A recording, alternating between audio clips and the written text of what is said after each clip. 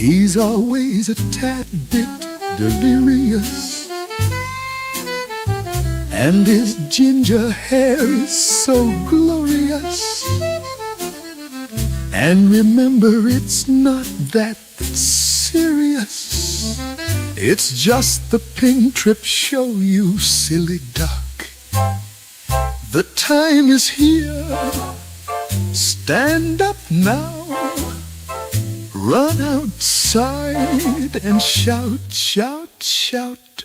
It's time for the Pink Trip Show. Oh, what's up, everybody? What's up? Yeah, we're just going for it. I was going to wait till 9, and then I saw this shit going on, and I'm like, let's just go live. There's a few minutes behind, but yeah, it's looks like Misrael's under attack again. We're gonna catch up on this shit going on. This is an agenda-free stream, by the way. I'm gonna play here because it looks like he caught this shit going on just right now. And yeah, let's play it, and then we're gonna catch up with the news we missed over the weekend. It looks like a fuckload of missiles, dude. What's up, everybody? Hello, hello. Welcome. Welcome. Hope everybody's doing good. Hello, John. Oh, wow. There's tons of missiles. Look at all of these missiles. I don't know what's going on. This seems like a big attack, bro. maybe. You're too excited, bro. Hey, let's go full screen. Whoa, explosion. All kinds of interceptors. They're still coming in. Missile attack right now. Where's that going? That's an interceptor. Whoa, crazy. This looks like a big attack. Yeah. Now I'm hearing maybe more sirens somewhere. I'm looking at the other cameras. This doesn't look. Maybe there was gonna be like Israel shoots, Iran shoots back, and then things calm down. No. This is probably gonna be going on for a while. Hopefully Alex Jones is right. 3 months and then Iran's done for. We'll see. We'll see. This is the good thing. Oh, hold on! Other camera! Other camera! Other camera! I just saw interceptors on the Haifa camera. We need the Haifa camera, lower left. I just saw interceptors go up there. Haifa camera. That's the Haifa camera. Look at this. Is Haifa. Oh, we just saw a hit in Haifa. A couple hits in Haifa. I'm frozen, but I can see things. I'm going to refresh my camera so you can hear me again. I'm frozen, but don't worry about me. He's so excited, dude. Calm down, dude. This is a solemn moment. The excitement's too high, bro. There we go. Okay. We just saw Haifa. Let's see. It looks like we saw some hits on the Haifa camera. This just seems like a big attack. So we saw Haifa and then Tel Aviv and then Haifa again. Yeah, there's gonna be more. This is behind. When I picked it up, it was insane, dude. So that's coming. Let's see. Let's go ahead. So this is a good thing about being behind live a little bit. You can forward it. Wow. More. Yeah, this is what I saw. Calm down, agenda more free. Right now, more coming in. Calm down, bro. More are coming in. Calm the fuck down, bro. Oh my gosh. You're not even Tel there. Aviv. Yeah, this is bad. This is Tel Aviv. We have more. More in Tel Aviv. Oh, those are the interceptor going for it. Is it gonna get? Got him. Crazy seeing many interceptions right now.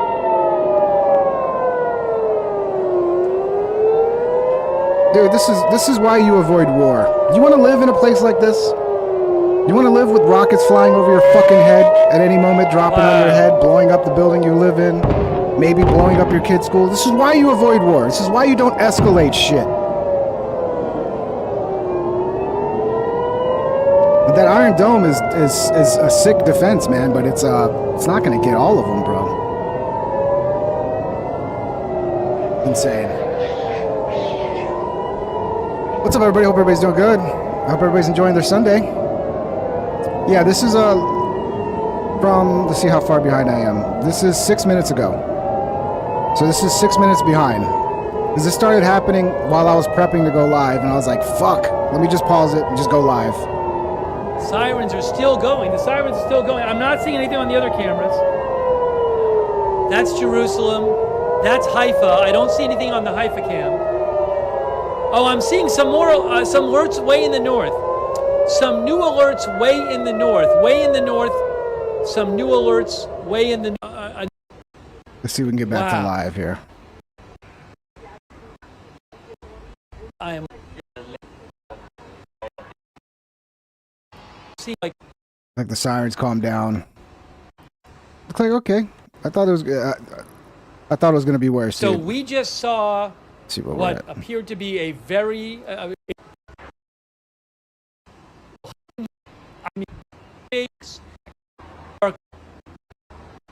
from the Israeli media. All right, we can Initial go live. reports of 4 Looks like they got that one. missiles landing. I think that Before translation landed? is in Israel.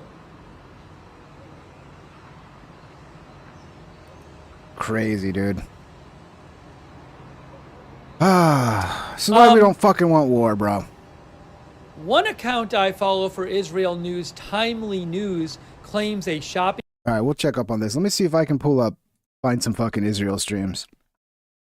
We're gonna catch up with the news on the fucking Minnesota state senator that got shot. The guy's apparently still on the run. It's kind of weird. The police surrounded the house, and he just slipped out the back door. And now he's been on the run for a couple days or whatever.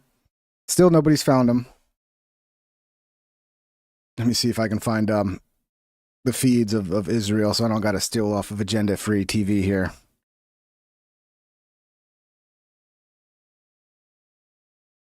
Doop. Yeah, I was not prepared to go this early, but I saw this. I was like, okay, well, I might as well just go live now. All right, here we go. There's live Tel Aviv. Looks like it's the one. Yeah, this is the exact one he's looking at. Live Tel. Yeah, I was watching this. Why Sunny 2 was forced to leave YouTube. I was watching that when all this shit went down. All right. We're live, muted. Hopefully this one has sound. God, it doesn't even look like it's... Oh, it's not playing this way. Oh, shit. Live. Turn up the sound. There we go. All right. It looks like Israel's going to be having a very dangerous night tonight. I heard that they also hit Iran earlier today. I haven't seen much about that, but maybe I can look that up. I didn't have much time to research much news today, guys. After that long stream yesterday, I just had too much shit to do. Plus, I needed to sleep. Make Station Wagons great again. What's up, bro? Happy Father's Day to all the single moms. Yeah, happy Father's Day out there. I'm sure there's a lot of fathers that watch this. Happy Father's Day. Happy Father's Day to my dad. I already told him that. Happy Father's Day, everybody. Remember, if you have a father, even if he's a piece of shit, at least give him a call and tell him hello. You know, we all don't get the greatest fathers in life sometimes. I was lucky, but I know a lot of people have shitty fathers, but still your father, you know? Unless he was abusive or something, fuck him, you know? A lot of people get angry at their pops, man. Like, dude. Forgiveness, that's the way through life, guys. You gotta learn to forgive. Especially family. That's how you get peace. Peace is through forgiveness. Let me see what else we got. Okay, this one's got three screens. Okay, yeah, this one's better. Let's pull this one up. Yeah, you got the Haifa skyline, Tel Aviv, and Jerusalem. And you can actually hear shit. So if the sirens go off, we'll hear it. Let's see. Live Tel Aviv. All right, we'll keep that one up, but I don't think we need that one. Yeah. We'll keep it up just in case. Oop, let me get rid of some of these fucking things I had open already on here. Crazy, man. And I think there's still like a small amount of protesters out there as well. I don't think that there's that many. That's like not really worth covering, the protests today. I don't know if they're done now, or I'm sure they'll plan another one, or it'll start ramping up. But right now it seems pretty quiet on the protest front. Thank you, John McCarter. Happy Father's Day to you as well. Tyler Hackner, what's up? Michael Bell, Ali Gost, MMA KO, Netanyahu loving this right now. Well, I mean, they chose to fucking escalate things, so I'm sure they expected all this. Trump should force NATO to get involved and then pull out. You didn't hear about the senator getting shot? It's a state senator in Minnesota. Scription, if I'm saying your name right. Yeah, it was a Democrat state senator in Minnesota. She voted against illegals getting health care, and she was assassinated. I don't know if it was the same day, but it seems like it was the same day, or it's crazy. And yeah, the guy that assassinated her had No Kings flyers, and he worked for Tim Walz for a little bit. I forgot his exact position. So definitely a Democrat. Definitely a Democrat. We'll pull that up. We got some updates on this. Let's see. This is a lot of cool compilations coming out. Minnesota lawmakers. Let's see. Latest on Manhunt for Bolter. So this is a guy. I don't know. I played it yesterday, but maybe I can just catch up again. But that's the whole story. I mean, basically, guy murdered a state senator, and people believe that it was motivated over her latest vote. That she was the only Democrat senator that went against this state bill that would have provided health care for illegals. I'm not sure about the bill. But whatever it is, she supported something that got rid of health care for illegals. And then she got murdered by a Democrat. Wild. They're so peaceful, guys. They're so peaceful. Let's get rid of this. Okay, it looks like maybe Iran's running out of missiles now. I thought it was going to be another big barrage, but looked like it wasn't much. Let's see what Agenda TV is saying over here. He's saying nothing. Okay.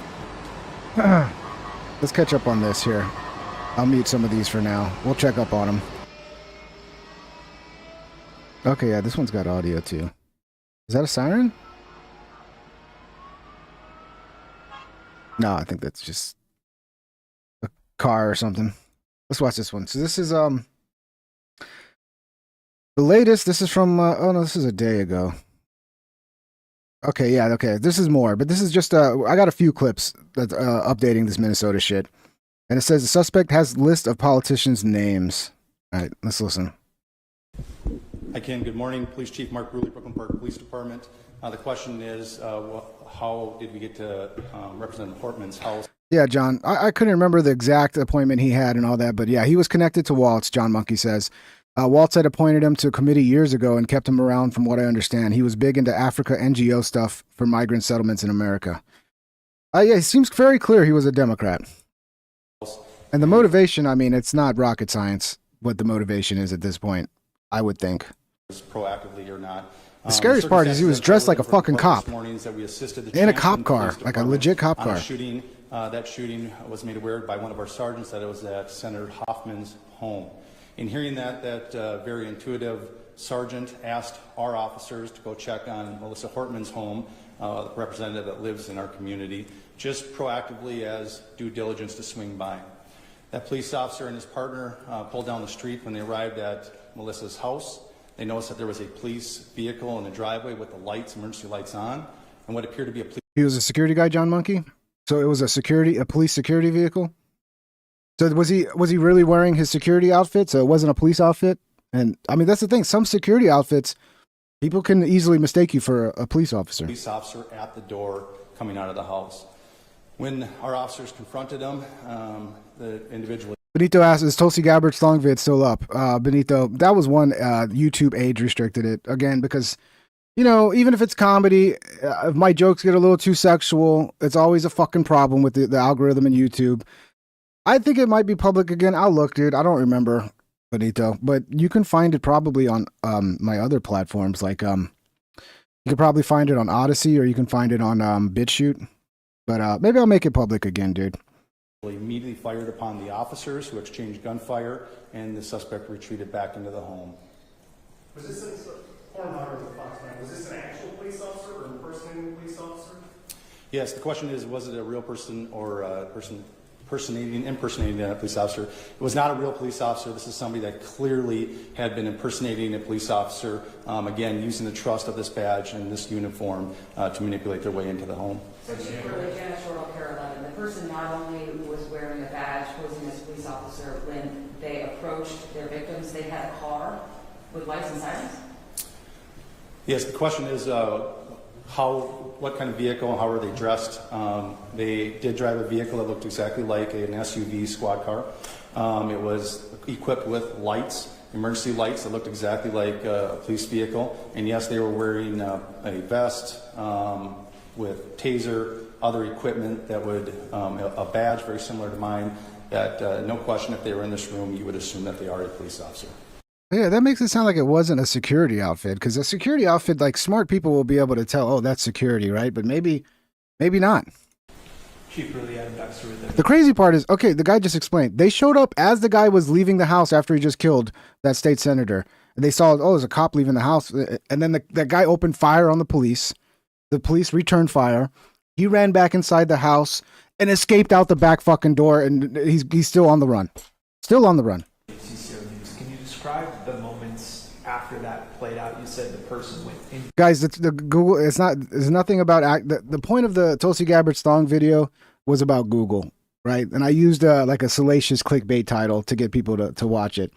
And the name of the video was, hey Google, show me Tulsi Gabbard in a thong or something like that. That's been so long. But it's about Google. It's basically a story that I used a funny situation where I'm searching for, there was like a rumor that there was an image of Tulsi Gabbard in a thong. And then that leads me down this rabbit hole of trying to find it. And then I argue with the algorithm. The main point of the video is how terrible Google's algorithm is and how they're trying to control what you see. Into the home, and then can you So no, there's no Tulsi Gabbard picture in a thong that I know of. help us understand And I would know if it existed. I'm just kidding. 10-15 minutes of how we got to the point we're at now? Yeah, briefly, although I'm just going to remind us that this is an absolutely active investigation. We have James, be nice to John McCarter. Guys, again, John he's autistic, all right? I there's nothing wrong with that. We love our autistic people. He's not going to understand your jokes, okay? Maybe he will. I don't know. But just be nice to John, guys. Don't pick on John. It's not fun because he doesn't understand that you're picking on him a lot of times and that you're playing with him. So John, don't pay attention to the comments. Most of these people like you and they're just playing with you. Okay? They're just joking with you, John. So don't take it serious, bro. Or just watch the stream and don't read the comments. thousands of people sheltered in place in the city of Brooklyn Park right now. We are in a See, James is autistic too, John. Or he may be lying. extensive manhunt involving hundreds and hundreds of police officers and SWAT teams searching, gridding off areas. Don't be upset, John. Everybody likes you, bro. You can't get upset with anytime you go into any kind of chat, you're going to get people that are mean, John. That's just life, man. You got to just ignore them. They're mean to me too, John. Confidently, the suspect had fled out the back of the house. You should see the things they say about me, John. After being confronted by the police. Very briefly, after the officers had exchanged gunfire and the suspect retreated into Melissa's home, they immediately went up to the threshold and looked in and seen a male that was down, clearly had been struck by gunfire. They made limited penetration, grabbed a hold of the male and drug him out to safety to attempt first aid. However, he was pronounced dead shortly after that. At that point, the officers surrounded the house, got additional resources and SWAT resources, and then ultimately went in with a drone identifying a female in the home. How far apart are the two scenes? About 8 miles? Guys, JL Dubs. Dude, you know I like you, JL Dubs. Don't do that, dude. Guys, this ain't a fucking joke. There are some people in the comment section, like John, who I really want you guys to be nice to because it's fucked up to be mean to somebody like that. Okay? I know it's funny. You guys think everything's funny. That's really not that funny to me. Be nice. I would say, yeah, somewhere around 5 or 6 miles apart. How much do you know about did the person that was impersonating the officer who allegedly shot these people, did they knock on the door and people came to the door, or the person break into the home? Yeah, it was knocking on the door and asking the person to come out, absolutely impersonating a police officer. Do you all have the suspect's car? So, yeah, he could have still been in a security outfit. Just, pretending he's a police officer. And a lot of people probably won't notice the difference, especially like you see the car with the sirens out on your front driveway. And then you're like, oh, this guy's dressed in a cop uniform. Let me open the door. That's terrifying. Suspect's car. Suspect is on foot. That is what the large scale search is currently going on. I just remind JL Dubs, watch my fucking streams, JL Dubs. I've talked about it. He's followed me on Facebook. I've seen his Facebook page. He's not pretending. Look, at first I thought John might be a bot too. He's not a bot. He's an autistic guy. So be nice to him. Residents of Brooklyn Park. I know it's been a long time, but those that are in the John, seriously, don't listen to people that are talking shit, John. Most of the people in here, 99%, even the ones talking shit, they like you. They don't know your struggles, John, okay? that we gave the alert out to continue to shelter in place. We're also reminding them that if somebody comes to the door and they knock on the door and claiming to be a police officer, please do a couple of things. One, call 911 and confirm that the officer belongs there. If they are a police officer, dispatch will be able to confirm that that person is a police officer. Also, we've informed all our officers in Brooklyn Park that they are not to approach anybody by themselves. They're to approach in pairs, meaning 2 officers. So if there's only 1 officer outside the door, do not answer the door and call 911. If it's a Brooklyn Park police officer or any of our partners. Okay. Yeah, there's other shit on this. It looks like it was just a couple. I thought it was going to be a whole bunch going towards Israel. But I think they're running out of missiles over there in Iran. They're probably like, oh shit, that was the last 2. Okay, well, it's going to take us like 5 hours to make 2 more or something. Who knows? Let's see. Yeah, this is the same one. So yeah, apparently he had a list of politicians' names. But I don't want to listen for the 6 fucking minutes to get to that particular point.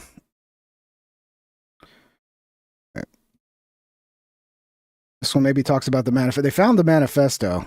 I mean, that could really answer a lot of people's questions as to whether or not he was a Republican or a Democrat. It's pretty obvious his motivation at this point to me. Houston Police Detective Phil Walters. Phil, thank you for hopping on the call. Certainly appreciate it. Now in day 2 right back. I gotta turn my manhunt, AC down. It's fucking hot in here, dude. Found right back. Widely circulated images of this man. He has a family, sent text messages the morning of this rampage as well. Connected to 2 homes. Authorities were in both of those areas. How likely is it this suspect is receiving some type of assistance to evade law enforcement right now? Well, Kelly, it's good to be with you. I tell you, in an operation like this, in the search for this suspect, you always have to put a timeline together and try to connect the dots on how he got to point A and now wherever he is. And this. John, you seem to know a lot about this. He says, John Monkey says they won't release it, even though they said the manifesto doesn't have anything relevant. Really? Why wouldn't it have anything relevant? I think you need to release that so people can like stop asking questions. There's got to be information in that manifesto that's relevant. I don't believe that. John, it's okay, John. You got to remember, like the internet, it's just a bunch of wild fucking people, and people always pick on each other and talk shit about each other, John. That's just normal. So don't take it personally. Don't take it serious. What you do, John, here's how you respond, John. You talk shit back. When someone says something that you don't like, just tell them, talk shit back. Tell them their mother's ugly or something, Point in the search. So I would just, I go by the evidence. And so the evidence now would suggest that there was some assistance at some point in this operation. Move this one. I stopped accidentally clicking it all the fucking time. 2 different vehicles. Obviously, he cannot be driving both vehicles at the same time.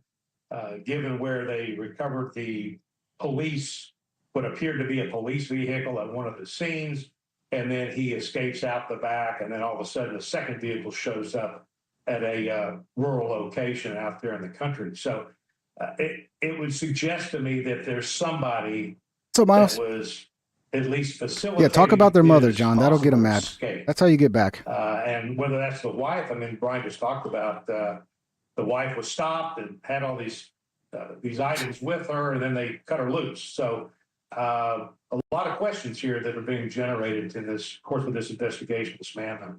Yeah, there certainly are. A big one for me, law enforcement apparently had the suspect at a home, but then he was able to escape without a vehicle.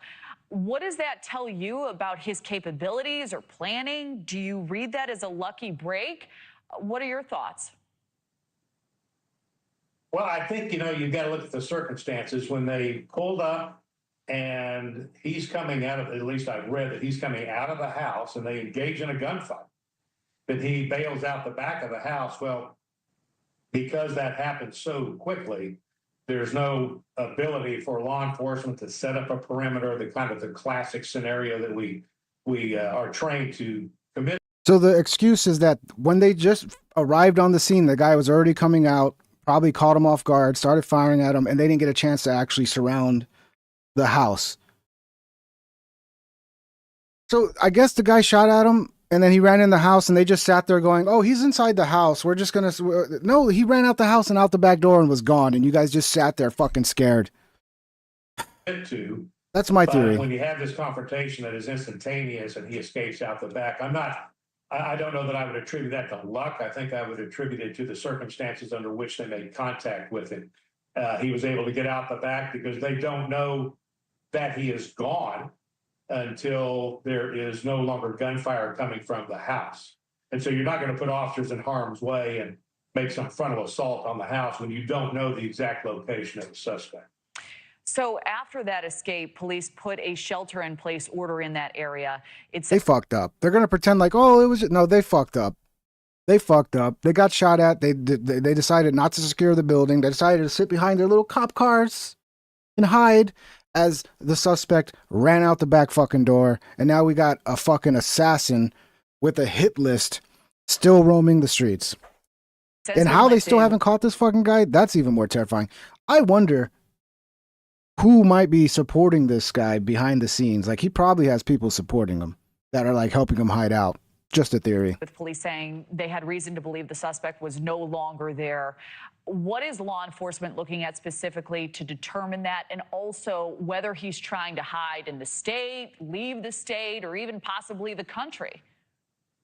I mean, yeah, don't run into an ambush, but you're telling me the guy came out, was able to shoot at the police. I mean, usually, once you shoot at the police, maybe it was just one cop car there at that point or something. That would make more sense if it was just like the first car there and he didn't have any backup, and that's why there was a delay. That's possible. Well, when the circumstances happen like that, the first thing you're going to do is law enforcement is going to see, do we have any reported stolen vehicles, that type of any particular type that gets him from point A to point B. And that has not been revealed to us if that in fact happened. Benito Lopez says, how did he get a cop car? That's the question I'm still asking, Benito, but they haven't really said specifically he was in a cop car, but they said, well, you would have thought he was a cop. Was he in a fucking cop car? Or was he in a car was a security car? Like, we need details, dude.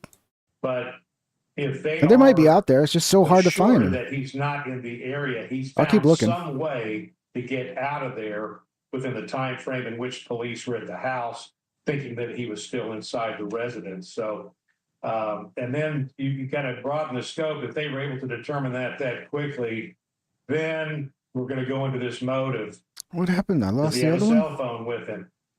Can we get that number? Can we go up on that phone on an emergency basis and see if we can get some sort of tracking going on? So there's a lot of things, a lot of moving parts that go into trying to tracking a suspect. And then you're going to have possible reports. Yeah, he looks like the type, doesn't he?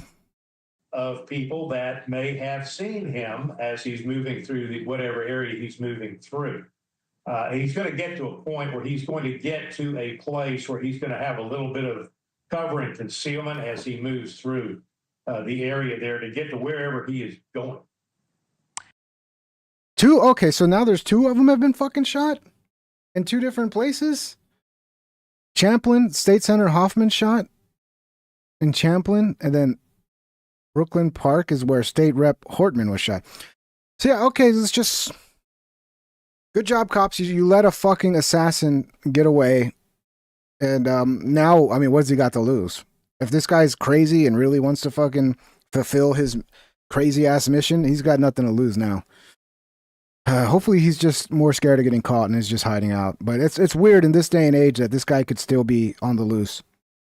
So many fascinating elements of this case. One we'll, of course, continue to stay on top of. Phil Walters, thank you for weighing in. Thank you for watching. Oh, dude, News Nation. You had to make Chris Cuomo the face of News Nation. That was a wonderful decision. Let's see. I think there's some more on this shit. I think this is the updates and latest the reason from 2 hours they ago. are busy. They are following up on hundreds of tips, 400 Yeah, plus. the guy ghosted Sounds like Paul Salamander Bloom out the back door. No one knows where the here. fuck he So is now. Paul, kind of getting some of your. I mean, you heard what we heard here. So he was wearing a mask. I've seen you guys talking about the mask thing, but somehow that completely like slipped past me. The mask part. But The headline is no headline. They're still searching. They are still searching. Certainly, one immediate takeaway I had just sitting in the front row here is they are continuing to operate under the belief that he is still alive, that Vince Belter is alive. Unclear if he's getting help. Unclear how he's getting around. There was. All right, this is what I'm finding. What we know about the subject: Bolter, assault by authorities for allegedly shooting Democratic lawmakers while impersonating a police officer. He did work for a security company that advertised a fleet of police-type vehicles, so that could explain it. That's the most logical explanation now, is that he was driving a security vehicle that looked a lot like a police vehicle, and other equipment that could potentially have aided him in appearing to be law enforcement. I one of the press conference, they said he had a taser, that he was all, so he probably was one of those security guys that like looks like a fucking police officer. You've seen him, you know what I'm talking about. David Carlson, a friend of Bolter, told CNN affiliate CARE the suspect texted his friends the morning of the shootings, warned them he was going to be gone for a while and may be dead shortly. Yeah, that's always a text that no one wants to get. Hey, hey, buddy, how you doing? By the way, I'll probably be dead later because I'm going to go on a mass murdering spree. That's a great text to get. Some indication that some either witnesses or tips came in that he may be on an e-bike at some point or on a bike. Yeah, John, a lot of people, Coltsy says, I bet everyone chatting has at least some lightism. Well, that's the thing, Coltsy. There's degrees of it, right? There's like, I don't know, I probably got a little Asperger's or something. I mean, everybody got a little bit of the tism, as you say. But then there's a whole lot of the tism. And those are two different things. Bicycle down in that Sibley County area. We just don't know. Obviously, as Amy mentioned, 400 plus tips have come in. We now know charges are ready to go. I gotta find this mask you're talking about, Al. Suspect, armed suspect, Vince Belter. Where is he? Whenever, if he is taken alive, in custody, taken into custody, federal charges await him. Of course, murder and attempted murder charges here in Hennepin County await him. So we did get that confirmed. There was questions we talked about at the top of this hour, or I should say now an hour ago when I joined you, about the traffic stop involving Belter's wife up in Onamia yesterday morning. Dude, now I understand. Now the BCA. I understand what you're saying. So yeah, this is, let me pull this up. This guy was wearing a fucking, one of those fancy masks that are like, if you wear a hoodie sometimes, like you can't even tell it's a mask. Like, yeah, this guy was wearing this mask. So this makes it even, yeah, you're right. Like, but if it wasn't him, then, but you think they would have already had him in custody because he wouldn't be on the run hiding. So I think they do have the right guy. But yeah, this is what you're talking about, this mask, right? I hadn't even seen this yet. Manhunt is underway for Bolter, who is suspected of killing Minnesota and her husband. I mean, especially when you add up the text messages, I think they got the right guy. But I understand what you're saying. Tel Aviv still quiet. I don't know what it is about agenda-free TV, but this one always takes a while to load. Multiple Iranian missiles hit Israel in latest wave. Look at this. So yeah, this looks like this building got hit.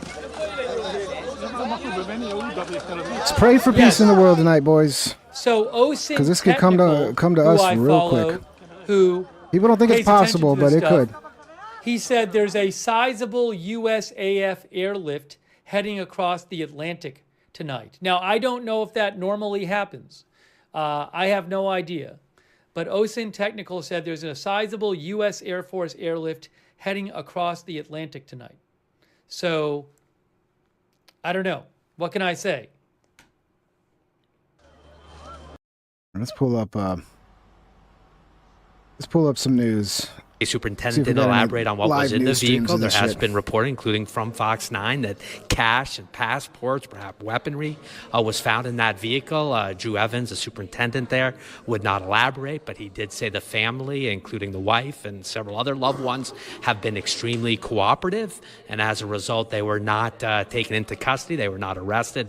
We do know they thoroughly investigated the situation up there, maybe having them sort of by the side of the road at that convenience store. Alex Hogan joins us now from the outskirts of Tel Aviv. Alex? Hi, good morning. I'm in Bat Yam, which is a... Okay, so this is from earlier today. Iranian missiles strike civilian areas in Israel, but it's also Israel strikes reported in Iran. So yeah, they're just Shooting missiles back and forth. A lot of fun. I'm sure the citizens of each country really enjoy that. Thank you, government. Thank you. A suburb of Tel Aviv, where there has been widespread damage after Iran's overnight attack. So you can see the tall building behind me. That one took a direct hit from one of Iran's missiles, but that's not it. All of the surrounding homes in this area, the glass of the windows, the doors, the roofs have all been ripped off because of those shock waves. Right now, rescue teams and police officers are searching through the area, combing through the rubble and going door to door, trying to find residents who are missing. This as all of these homes for the blocks to come will need to either be inspected, which could take years, or they are uninhabitable. And residents tell me that they will be moved to a school for now for temporary shelter. 10 people are dead in Israel and more than 200 are wounded after Iran launched dozens of new missiles overnight. There are more questions here on the ground of how some of these missiles were able to get past Israel's defensive capabilities and make direct impact on homes, something that we had not seen in the recent two conflicts with Iran. And today, Israel is increasing efforts to hit Iran's energy industry and defensive ministry headquarters. In a rare move, the IDF today in Farsi is calling on all residents living near reactors in Iran to evacuate. President Donald Trump says that the U.S. had nothing to do with Israel's strikes last night, but he warned, quote, if we are attacked in any way, shape or form by Iran, the full strength and might of the U.S. armed forces will come down on you at levels never seen before. Now, back here live in Bat-Yam, the Prime Minister Benjamin Netanyahu is currently here. He's visiting this site. Brett Baer will conduct an interview with him, which will air at noon, 12 p.m. Eastern time later today. You can catch that on Fox News.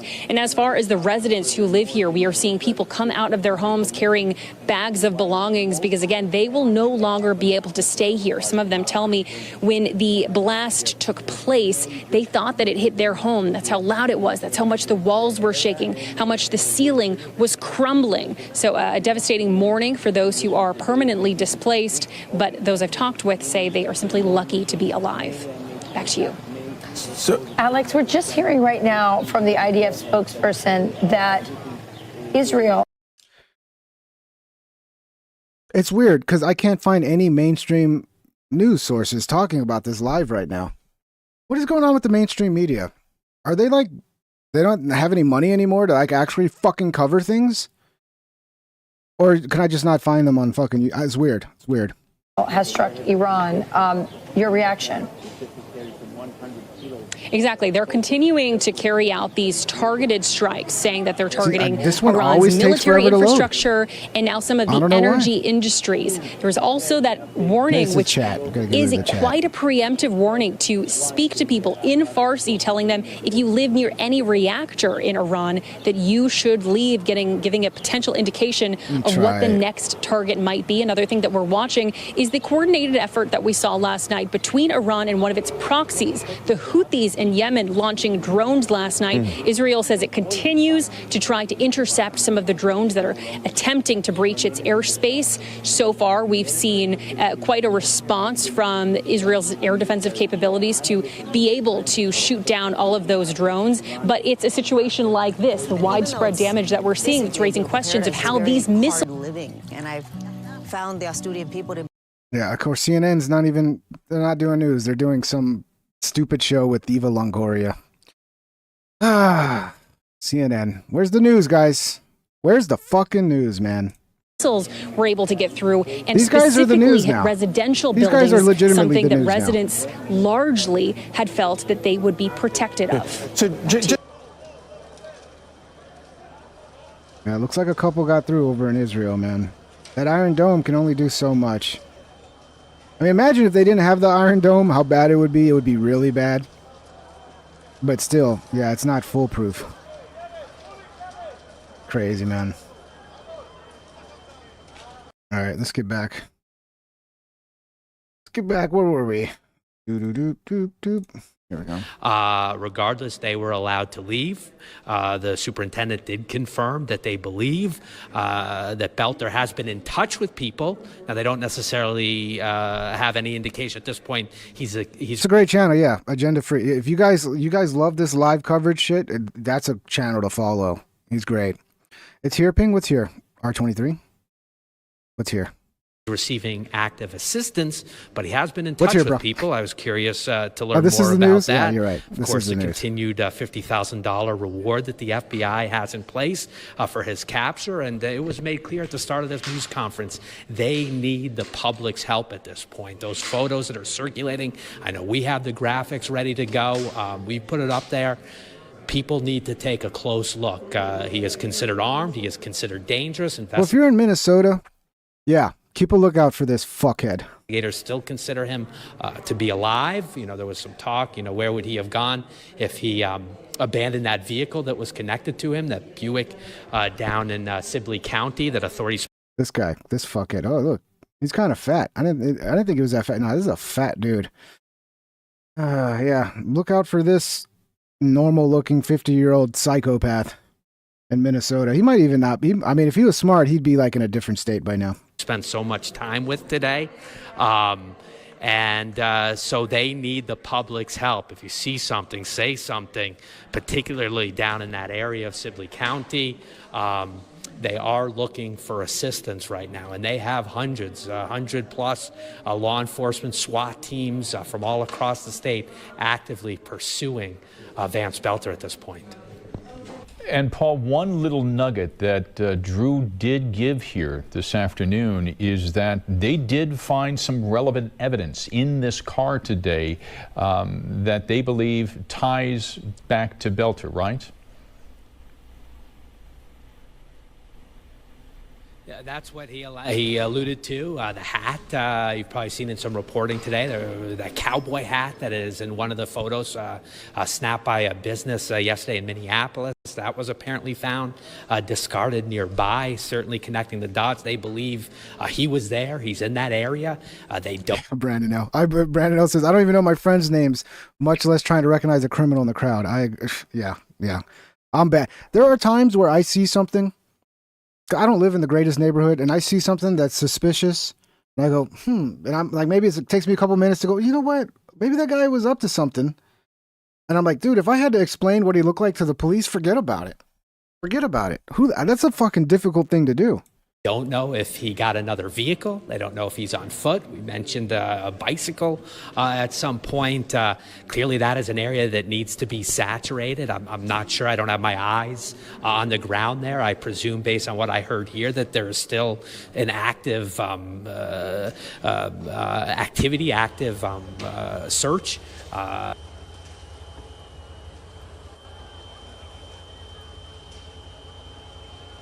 Yeah. Looks not really seeing much on this one. Oh, I see some water. Like they're trying to get things. Imagine they're trying to find who got hit by those fucking door to door, going through the woods, that building got hit, so they're probably trying to field, find survivors and pull them out. I know that they towed the car out of there, but it did sound like crews emergency investigators, authorities, crews do remain down there. So, they obviously they're not going to give us everything that they found today, but yes, they. Why not? Why the fuck not? Believe they found evidence connected to Belter. You think now about the various searches they've conducted, the vehicle, that security vehicle that he left behind when he was confronted by law enforcement on the front stoop of the Hortman's house. What was in that vehicle? I was at that scene all day. You saw the SUV was packed with, looked like boxes and, records containers. Did they find additional weaponry in there? Were there clues in there that helped them kind of start connecting the dots, picking up the pieces? I kind of feel bad for this guy. You know, this guy was bullied in high school. He was bullied mercilessly. He was just... if we had like footage of his whole life as he went through school, it would be like the saddest footage ever. That's where the manifesto was found, that it had been left behind. Drew Evans providing some clarity on this manifesto, that it's not... maybe I'm wrong. Maybe he was a fucking Chad banging all the bitches, but I doubt it. Writings to explain what he's doing, who he's out to kill, more that it included his thoughts, it included some names. But Redbeard, I talked about it earlier. The story from the police, Redbeard asked, how did he get away during that? So Redbeard wants to know how this guy got away. I think the guy was just coming out of the house after murdering or who knows what he did in there after he murdered him. Maybe he was making a sandwich. I don't know. But as like the first police started to arrive on the scene, the guy was coming out of the house, and then he opened fire on the police. Now, I'm assuming there was like maybe one squad car that just arrived as the guy was coming out, and the guy opened fire, and then he ran back in the house. And then between that time and the police fucking going in the house, the guy escaped out the back door. So essentially, he came out, fired at the police, went back in the house, escaped out the back door, and now he's gone. But Superintendent Evans made it sound as if we should not perceive that to be a sort of a fully detailed manifesto of his philosophies here and what he is setting out to do with these horrific. All right, John, I'll pull that up next. Benny Johnson. I don't watch much of him, but I see clips from him on X all the time. I'll pull that up. We'll watch that here in a second. Attacks, homicide, murders of political leader. And, of course, the attempted murder of Senator Hoffman and his wife in Chamberlain. Right. Yeah, it's interesting because BCA was actually the one that used that word initially coming out, and it seems like they're kind of reeling it back in now in effort. All right, we're pulling that up. Because I've been looking for something that breaks this down better. What's up, guys? It's Benny. Something extremely sinister, dark, and evil is happening in the state of Minnesota, and we're not getting the full story. Something isn't... Wait, hold on. CNN's talking about the attacks. Let's see what CNN says. Come on, fucking... There we go. A residential area, absolutely. But without being there on the ground, I couldn't give that firm assessment. And Nick, also, you were More explosions? describing hearing explosions overhead. Do you feel at this moment that the barrage is over for the evening? There has been an all-clear warning put out, so it does appear at the moment that that was that's that good news. salvo. It seems to what Iran does is it appears to launch salvos of missiles, and an assessment of why they would launch salvos of missiles rather than one or two and then a few minutes later another couple is because what they try to do is swarm and overwhelm the defense system, and they try to do that by putting multiple warheads, rockets, missiles in the air at the same time towards similar locations, so that they can try to overwhelm the air defenses. It makes sense. And again, not clear at this stage if they were able to do that. But what we can say is that particular salvo is over. The sun is coming up here, and typically, looking obviously Iran is further east, the sun will be up there, and typically they don't do the majority of their missile launches during the day because for technical reasons about fueling missile systems and the obvious possibility of being spotted doing it and therefore targeted, particularly as... Yeah, so it makes sense. If you're Iran, you got to deal with Israel's Iron Dome. So you're not going to just shoot one and then shoot another and then give the Iron Dome time to like catch each one. You're going to shoot as many as you fucking can at once so that a few get through. That's the only strategy they have to get past the Iron Dome. And I wonder if Iran's already out of missiles to shoot. But they shot a lot. I'm sure like they're going to get to a point where they run out and it's going to be like they're going to have to make as many per day as they can to keep firing or whatever. I hope, like Alex Jones talked about this. He said he doesn't think Iran lasts 3 months and Iran will be done in 3 months. Yeah, but how much damage to the world will happen in that 3 fucking months? That's what I want to know. And to me, I don't know if it'll be over in 3 months. I hope he's right. Hope he's fucking right. All right, let's get back to this Benny Johnson video. Oh, Dixon Cider. Adding up here, and it's time to talk about... I'm already kind of annoyed with Benny by the background music. I hate when people use that kind of background music. Use some piano music, all right? I'm just kidding. Dixon Cider, $5. Mess around and find out. Be prepared for Iran's Pearl Harbor situation. For U.S. to join, likely brought to you by the Tiny Hats. Bravo. Dixon, I hope we don't get dragged into this, but it seems like we are. I hope not. Nobody should want war. It's like, oh yeah, Iran is evil and blah, blah, blah. Like, dude, no, you don't want fucking war, dude.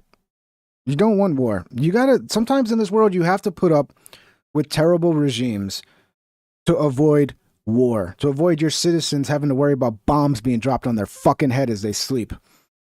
So no, this is not good. about it because lives could be at risk. There seems to be a massive cover-up or something much darker going on. Here's what we know. A man wearing a Walter White mask showed up wearing a fake policeman's uniform and tactical gear, driving what looked like a police car. You can see right here in the ring camera footage, the police lights outside of the home this man's wearing. Yeah, guys, smash the like button. I appreciate it. See if we can get to 100 pretty quick here, right? Let's set a new record of getting to 100 likes. Check the description if you want to become a member and or send a super chat. Appreciate you guys. A very, very creepy mask. And I say this man because, well, there's a lot of suspicion as to who actually was this person. Because we just don't know. Is that a Walter White mask? This was a Walter White mask. This was clearly an homage to the famous Walter White scene in Breaking Bad where he says, I am the man, I am the one who knocks. Don't know who you're talking to, so let me clue you in. I am not in danger, Skylar. I am the danger. A guy opens his door and gets shot, and you think that of me? No. I am the one who knocks. So this is the most famous line in all of Breaking Bad. It's a very popular show. It's listed as the #1 TV show of all time by IMDb. Well, anyway, the point is that this was clearly somebody LARPing, right?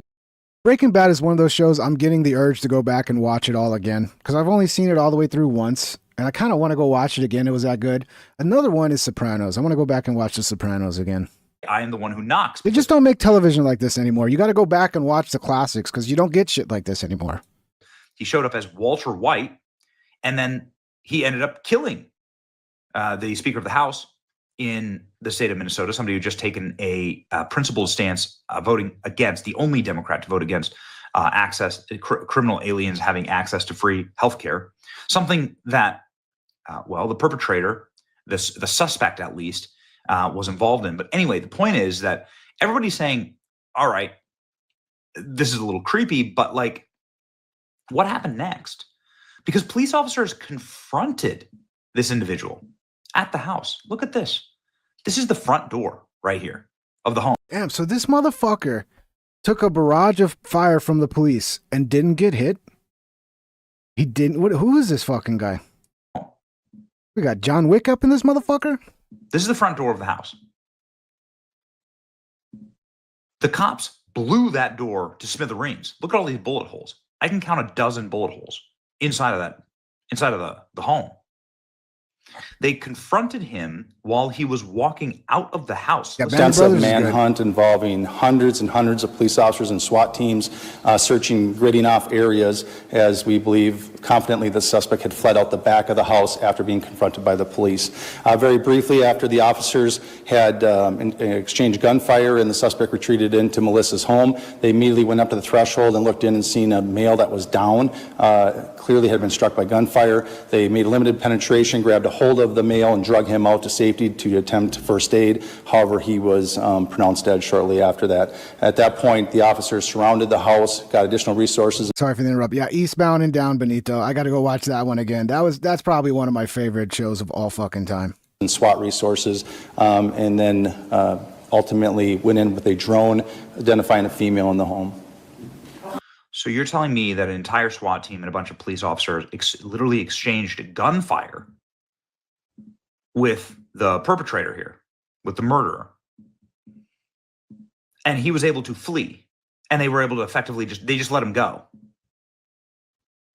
So he just committed murder. They know he wasn't a real cop. Well, I don't know if they let him go.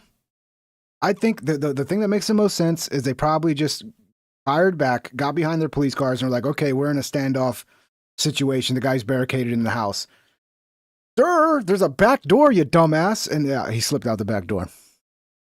He was in police uniform and he had a police vehicle, and they had seen that there was a murder at the home. And they just let him go. They shot this many rounds at him, and he was able to nimbly flee and get away from officers. This has got to be like a trained assassin. This has got to be somebody who's like, all right, Benny, which one was it, Benny? Did they let him go or did he flee out the back door? I don't think they let him go. I think they did a terrible fucking job and were probably terrified for their life because the guy was shooting at them. So their first instinct was, get cover, hunker down. And they probably just thought he was going to stay in the house, which was a dumb assumption. Vance Bollinger is the name of the individual. Yeah, it's too early for a chopper, P Money. At this point, there were just like shots fired. The officer that was given the press conference said that there was an officer close by who just did a welfare check. And that was basically probably when it happened. Who they've named as the lead suspect here. But here's the most recent photo of him. This was taken the morning of the murders. This is what he looked like in the last known photograph of him, the morning of the murders. He's like fat and out of shape. Fat. Got a big like jowl line. He's old. He actually doesn't really resemble a lot this individual. I mean, that is a really good point. This guy looks younger, more in shape. But then again, maybe just this uniform makes you look more in shape. But this angle, he does not look like he's got the same gut. Okay. This is weird. It's not great photographs. But doesn't make any sense. Vance Bollinger dodged all of these bullets at the residence, ran through the house, out the back door, eluded police. The guy below did this entire thing. This guy who doesn't look like he could run up a flight of stairs. Huh? Also, wait a second. He was married and he had 5 kids? So you just... It's possible, Frankie says. Ring camera distorts the image. It's possible. But he does look a little more in shape. But yeah, it could be just the angle. It could be the ring camera distorting it, being like more stretched or unstretched or whatever the fuck. What happened? You just abandoned all your kids? I mean, it's Father's Day, right? Like, I'm a dad. You're just going to abandon your kid? Like, is there any motive here other than the guy snapped, lost his mind? You have a beautiful family. You just abandoned your children? None of this makes any sense. Everyone's starting to say, like, what? So he's a 57-year-old. He limps when he walks. What you can see here is the last known video of Vance Bollinger. He's the individual that they say did this. They said that he outran a SWAT team and cops on foot. And then as you can see here in this footage, you can see Vance Bollinger smashing into the window of a car around 6 a.m. This is him. What? It's very suspicious. It's strange behavior. But maybe he locked his. Maybe he's old and forgot he locked his keys in his car. Like wobbling through the car, like wandering through the vehicle. What is this exactly? What's going on? It's very strange behavior. How did this? Is that his car, or is that a car he was breaking into to commit a crime so that it couldn't be traced back to him? These are high-profile cases. All right, guys. Yeah, and of course, don't save it. Don't save the spot I left off.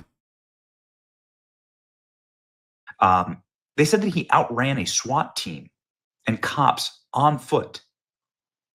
And then as you can see here in this footage, you can see Vance Bollinger smashing into the window of a car around 6 a.m. So how come we don't know if this is his car or not? There were reports that he might be in a stolen vehicle. I mean, if you're going to do something like this, you're going to assassinate somebody and you want to get away with it, which you shouldn't, by the way. That's bad. Don't do that. You're going to want to have a fucking stolen vehicle that doesn't connect back to you, a mask and all this shit. So whoever was planning this was clearly trying to get away with it. This wasn't a, end of life type mission. This is him. It's very suspicious. It's strange behavior. But and then he's wobbling through the car, like wandering through the vehicle. How did the mask shave off so much weight and make him so short? Vance Bollinger is 6'1", 220 pounds. The guy in the image is 1.5 feet above the door handle, like maybe 5'6". Not to mention, he's fit. Smells fishy to me. Yeah, it's hard to look at that photo of him at the door and reconcile that with the old guy, but it's fucking possible that it's just an angle thing. But dude, it does not look like the same guy from the first kind of glance. I mean, look at this side by sides. Look at these sides. It's possible he could be wearing something that kind of tucks his gut. You know, he could be wearing like a goiter or whatever the fuck that shit's called that old people wear to push their stomach in. what's that shit called? You know what I'm talking about. He could be wearing something like that, like a back brace type thing that hides his belly. But dude, it just doesn't look even the. I don't know, man. They're selling me on this guy not looking the same. It's. But then the height thing, like, how do you know how tall he is? Can you really tell how tall he is from this angle? Side by sides. This looks strange. I mean, listen, I know they're odd camera angles, but MMAKO $1.99. Neo entered the Matrix and is after Mr. Anderson. Is that what happened? He went into the Matrix. I mean, when you see all those bullet holes on the door, it's like, okay, so he ran back in the house, and maybe he got the shots off and back in the house before the police started firing. So when those bullets all hit the door, he was already inside the house. I don't know, but it's kind of crazy that he didn't get shot, or if he did, he's still alive. Maybe he bled out in a ditch somewhere and they just haven't found him yet. Actually, they're very similar camera angles. Like up high, the camera's up high, looking down. I don't know, man. It's strange. Girdle, yeah, a girdle. Thank you, guys. Doesn't look like the same build to me. But then, wouldn't you know it, ladies and gentlemen? Wouldn't you know it? Cat turd. I expect a false flag event today. Well, look, just on the side of the road, nobody was asking, nobody was looking, but they were able to find his cowboy hat. Huh? Well, would you look at that? Vance Boulder's cowboy hat just happened to show up on the side of the road. There it is. Breaking news. We found his hat. There's his hat. Are you connecting the dots yet? They think we're stupid. Look at this. This is starting to run the course of a Scooby-Doo episode. Maybe they don't think we're stupid. Maybe they're the stupid ones. And they're just stupid. So when they say stupid things, it's not that they think we're stupid. They're just fucking stupid. So next thing you know, they're going to be an investigator following clues with a big magnifying glass. That's not the same person. This is a 300-pound man. And that's what everyone's saying. What is this? Nobody's quite sure what the hell's going on here, but okay, they just find his cowboy hat, but we haven't gotten to the crazy stuff yet. Look at this. Minnesota assassin Vance Boulder's wife detained after traffic stop. She's carrying a bunch of passports and weapons. The wife of Vance Boulder had been detained, questioning after cops found weapons, ammunition, cash, passports in her car at a traffic stop. Her name's Jenny Boulder. She was stopped, and then she wasn't detained. Are you kidding me? 2 cruisers. Boulder was held for questioning. She was not arrested. They let her go. What? It's not clear whether the Boulders lived with each other. Vance Boulder was known to live at a residence in Camden, Minnesota, which was raided by SWAT. The couple previously ran the company Praetorian Guard Security, which is where many say that he got the security material. Minnesota gunman's wife was pulled over. She had a car packed with cash and guns and ammo and passports, and they let her go. Vance Boulder's wife pulled over with weapons and ammo and cash and passports, and the cops did not detain her. Wait, was this after the shooting? I had to go get some water. Was this after the shooting?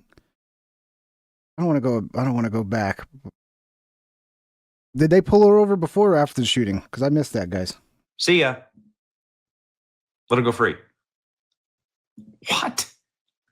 Now this is being reported. I'm guessing this is after then. That's insane if this was after. The Vance Boulder's wife was pulled over and detained.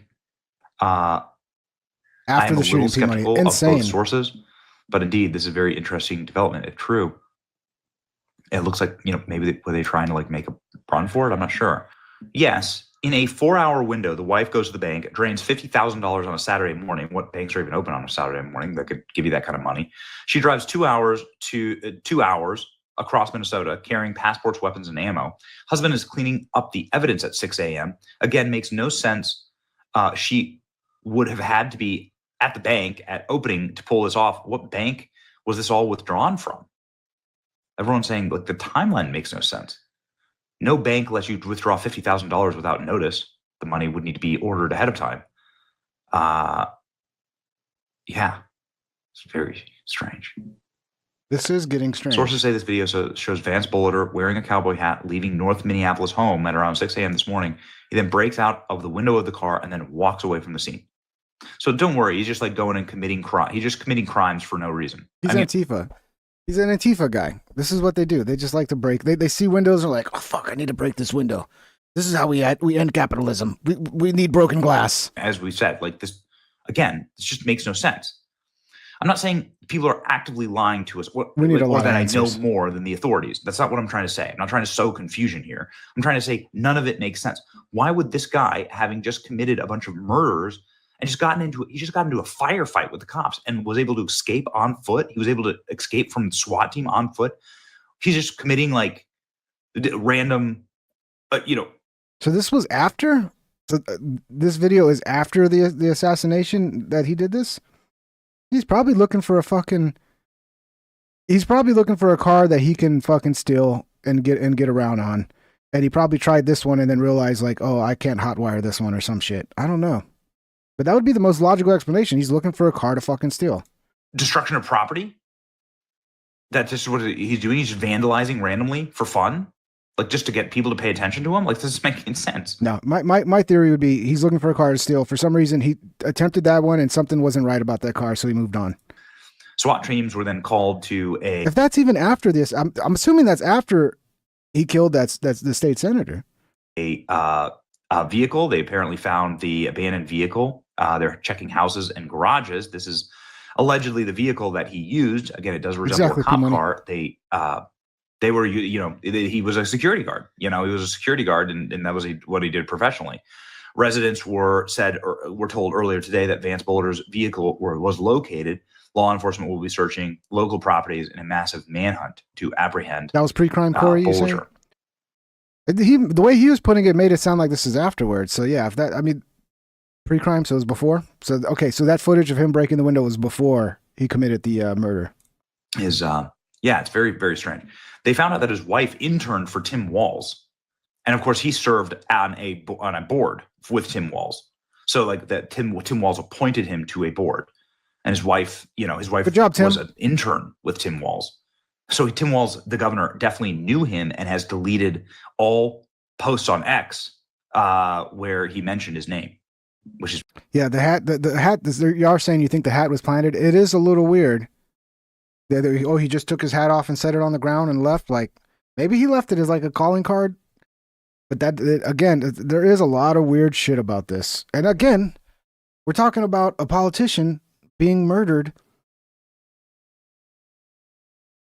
There is a lot of people that have a lot of fear that where things are leading we're going to be like Mexico with like, you run for president, you're going to get assassinated. It's going to be like everybody trying to run for office is going to get assassinated. Yeah, political violence is a real possibility with where this country is going. It's very, very strange. A political connected security contractor rolls up in fake cop gear driving a mocked up armored vehicle and assassinates Democrat leaders on the morning of No King's Day and an ICE riot. Are you really buying this? No. I mean, a lot of people are saying it's just really strange. It's just really odd. The problem is, like, real life is not a movie. Real life is usually stranger than any movie could ever imagine. But there is a lot of odd shit. Is this something that makes sense? But like, I guess like who would be setting all this up? Here's the real red flag: the speed of response. Media, politicians, law enforcement, all singing from the same songbook. The ink of the police report wasn't even dry. We've seen the script before. January 6th, Whitner kidnapping, rinse and repeat. Meanwhile, ICE is finally doing its job, and No King's Day threatens to unify people against the establishment tyranny, both left and right. All of a sudden, out of nowhere, a new enemy is some guy who looks like a conservative. And people are pretty conspiratorial. I think I got all the gist of this, right? Let's see. Maybe I don't really care about random Twitter comments. Votes. I don't know. It's just pure speculation at this point. Bomb squad rushes to Minnesota assassin's abandoned car as gunshots are heard near marital home. So neighbors are reporting gunshots outside of his house. There were reports of gunshots in the early hours. What are the chances that this guy, Clinton's himself, right? What is the chance this guy gets the Clinton treatment, right? Don't worry, I'm kind of expecting him to be found dead, or when they find him, it's going to be a shootout. I'll be very surprised if this guy shows up alive. He was just found like he committed suicide, right? He just had 20 shotgun shells in the back of, in his spine. That's just how it worked. It's just too bad. It's been ruled a suicide. Incredible. So what's going on? There just seems to be a lot of misinformation out there about this stuff. There's the Papa John's pizza guy, saying he was a Trump supporter. He was definitely a Trump supporter. He's a Trump supporter? Really? Really? They found like some Liz Collin reporting that he has been captured. Okay, let me find this. Roommate, high school buddy of his. What do you mean high school buddy? The guy has a family, 5 kids. What are you talking about? Some roommate. He's a Papa John's delivery guy. And he's saying that he was definitely MAGA. This guy, he's definitely MAGA. He's a MAGA supporter. Here's what we know. Dude, he worked with Tim Walz. His wife interned for Tim Walz.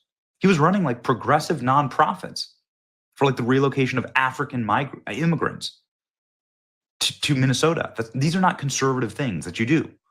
Tim Walz was the vice presidential candidate for the Democrat ticket, and he's serving with him on a board.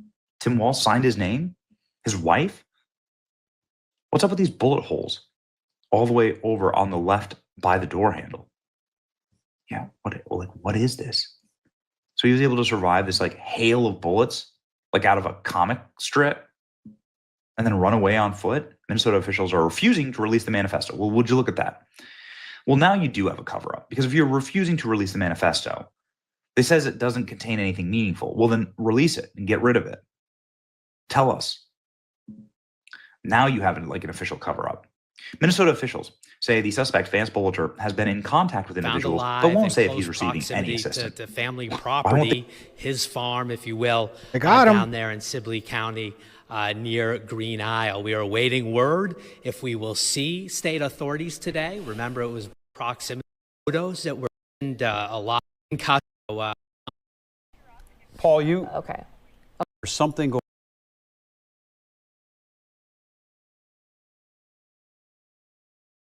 Lock your doors and shelter in place. So first and foremost, we wanted to share that with folks who also in that area. Green Isle, Sibley County, Green Isle, near that baseball field, which is the law enforcement staging area. Over the past few hours, good call. Whoever pointed that down out. into Sibley County, He's alive. Highway 25 earlier today.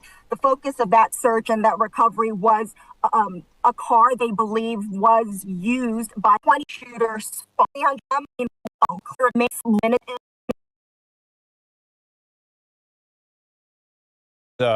The alleged killer, drones as well as from the air, right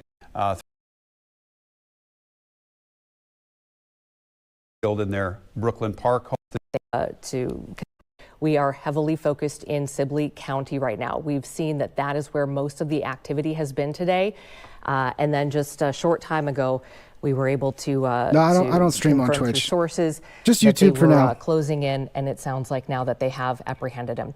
Let's just go back a little bit for those people that may just be joining us. This was happening very early Saturday morning. Melissa Hortman and her husband Mark were killed in their Brooklyn Park home. Meantime, Democratic Senator John Hoffman and his wife Yvette rushed to the hospital after both of them being shot multiple times. And the alleged shooter is the person that has been arrested, we're told by sources, Vance Bolter, 57 years old, from Green Isle, just moments ago.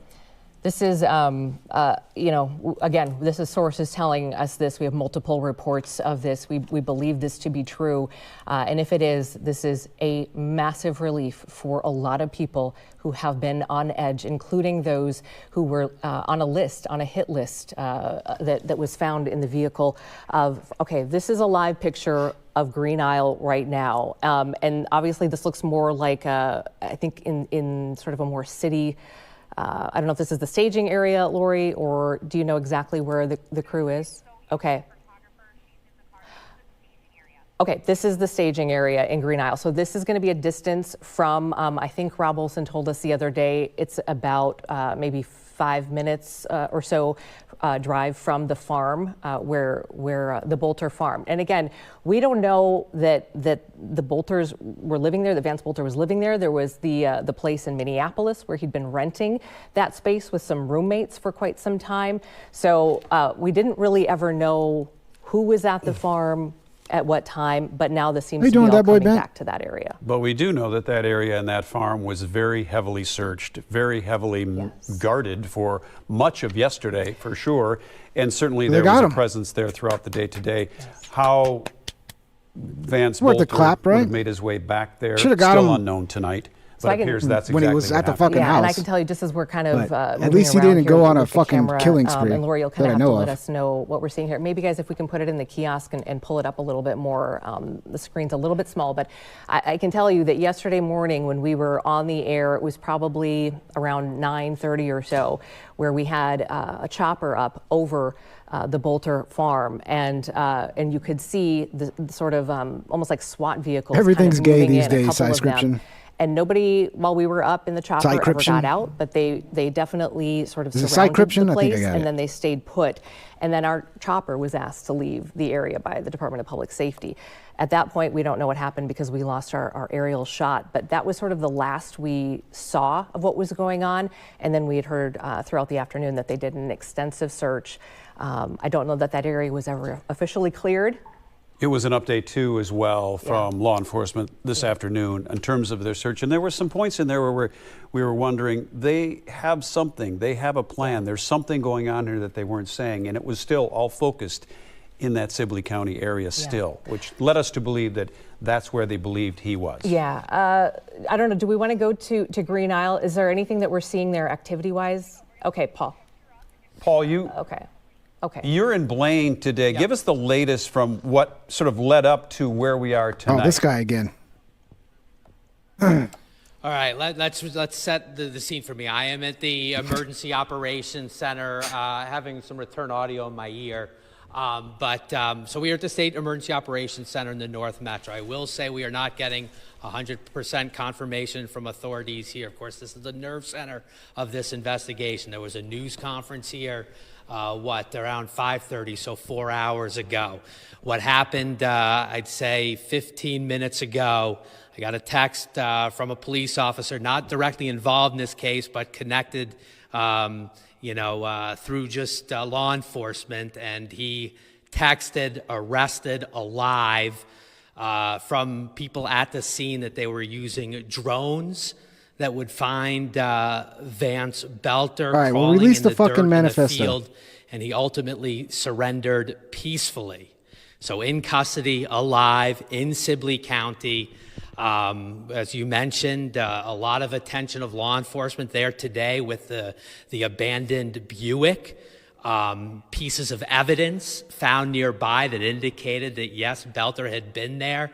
The cowboy hat from those suspect photos that were distributed by the FBI, by the BCA. Of course, there was a $50,000 reward offered for the capture of Vance Belter, and he apparently has been found within, I don't know the exact distances, but found alive in close proximity to family property, his farm, if you will, down there in Sibley County near Green Isle. We are awaiting word if we will see state authorities today. Remember, it was BCA Superintendent Drew Evans who was here earlier, as well as DPS Commissioner Bob Jacobson. So again, facts continue.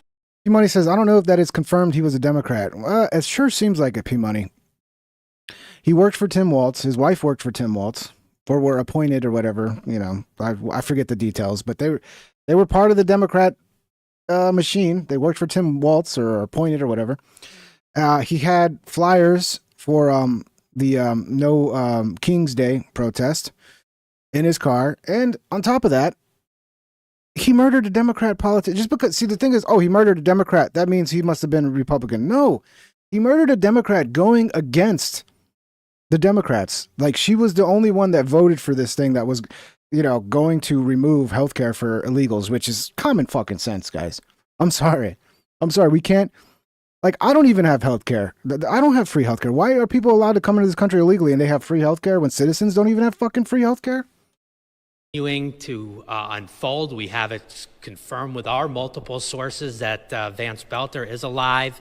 He is in No custody. Pings Day might and be of course, tomorrow. we I'll probably know take tomorrow that off. there are multiple Tomorrow will be no Pings warrants Day. for his arrest, facing charges of murder and attempted murder, of course, in Hennepin County, and then a federal count, a federal warrant, a nationwide warrant for his arrest, and charges that are ready to be filed in federal court against him for basically eluding capture, eluding arrest. So we'll have to see how this criminal case plays out, this unprecedented incident in Minnesota. Really, certainly recent history, if not the state's history, the political assassination of a top lawmaker, her husband, and then, of course, the attempted murder on a DFL senator and his wife in Champlin. And, as you start piecing this all together, I can't help but think I was in Melissa Hortman's neighborhood We need a perp yesterday walk. in the aftermath. Right now, we need a fucking perp walk.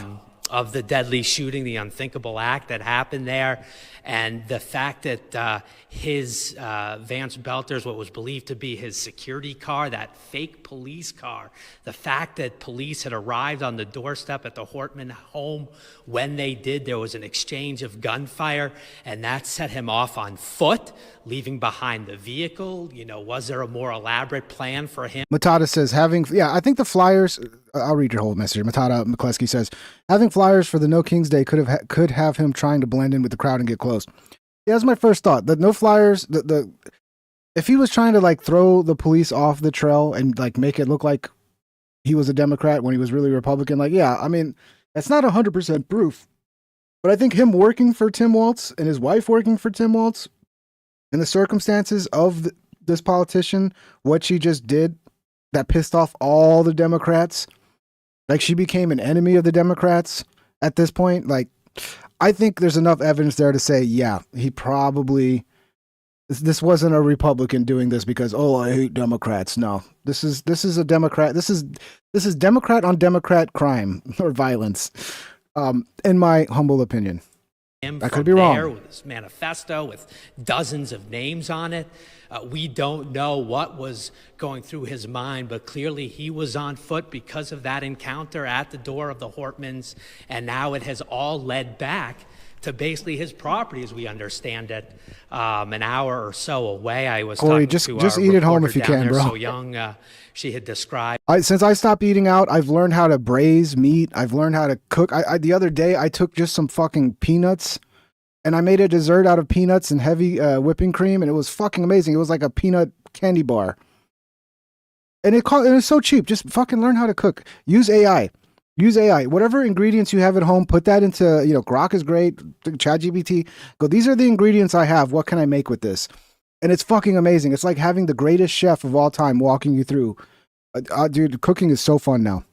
There was about a 10-mile difference, I think, between where the car was abandoned. Plus, it's real food at home. Subway, it's that's not even real fucking food. It's all imitation food that tastes okay. And then where they were staging for this final operation. So again, waiting. I feel you, Corey. Sometimes you have to. I'm just saying. Some people are still wasting their money on eating out, and the food sucks, and there's just no reason to. Unless you don't have time and you have to. I suppose confirmation here at state headquarters remains to be seen if we still see authorities tonight. I would think they would want to get out in front of this. So we will continue to monitor the situation from here. Let me take care of my audio, and I'm happy to answer some questions for you guys. Yeah. Paul, just one more thing here, if you can hear me. Go through again is really important details that you gave us right off the top on on that information that you received from a source just moments ago. He said some 15 minutes ago. Give us the details of that one more time, please. Yeah, so again, kind of combining a couple of pieces of information from sources. There's something about a trail camera and perhaps in being located, if you will, or at least in a proximity area, that there was movement detected.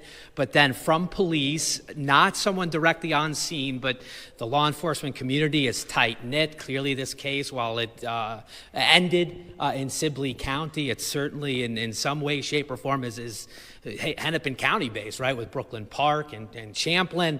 I remember this jail. officer was told that drones would $5 foot long. Yeah, dude, that's That shit's all gone. I was thinking today, like, how do we, the fucking cost of living is, I don't even think you can fix it.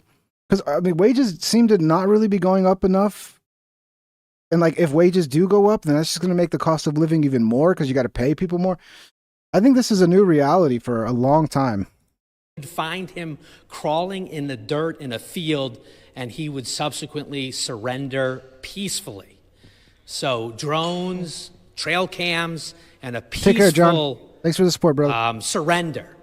John Monkey, is the not John best I McCarter. can tell you Shout out right John now. McCarter.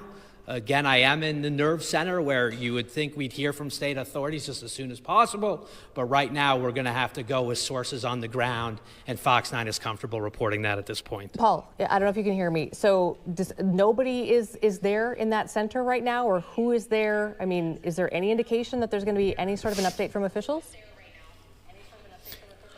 We just don't know at this point. I will just tell you the setup. It's a new setup here. They have a new sort of emergency operations center that's recently opened. They have us, and I would describe it as a bullpen. We are required to stay in here, so I don't necessarily have direct access to some of the key figures in this investigation. So we will wait. I have had some face-to-face contact. They have said they just did not want to in the last 5 minutes or so confirm this information at this point. They may be wanting to gather. Kind of terrifying when you think about it. So Israel, I mean, I guess that's a pretty good alarm, right? Like, oh, guys, time to wake up. Iran's like, we're going to send you your morning wake-up call today. What a way to wake up, right? Just bombs going off in your fucking city, dude. That's terrifying, man. It's terrifying. And, like, I get it. Iran, they want Israel, death to America. They've been saying this shit forever. They're not going to stop saying this shit just because you bombed them. And now that you are bombing them, you just escalated it. So, yeah, I kind of think it was a dumb move by Israel. It's like the neocons are in Israel now. They just want war. And they're going to give us all the same fucking shit that they told us before. We have to go to war because you got to stop them before they attack us. It's like, you just escalated the war. You created the war. You started the fucking war.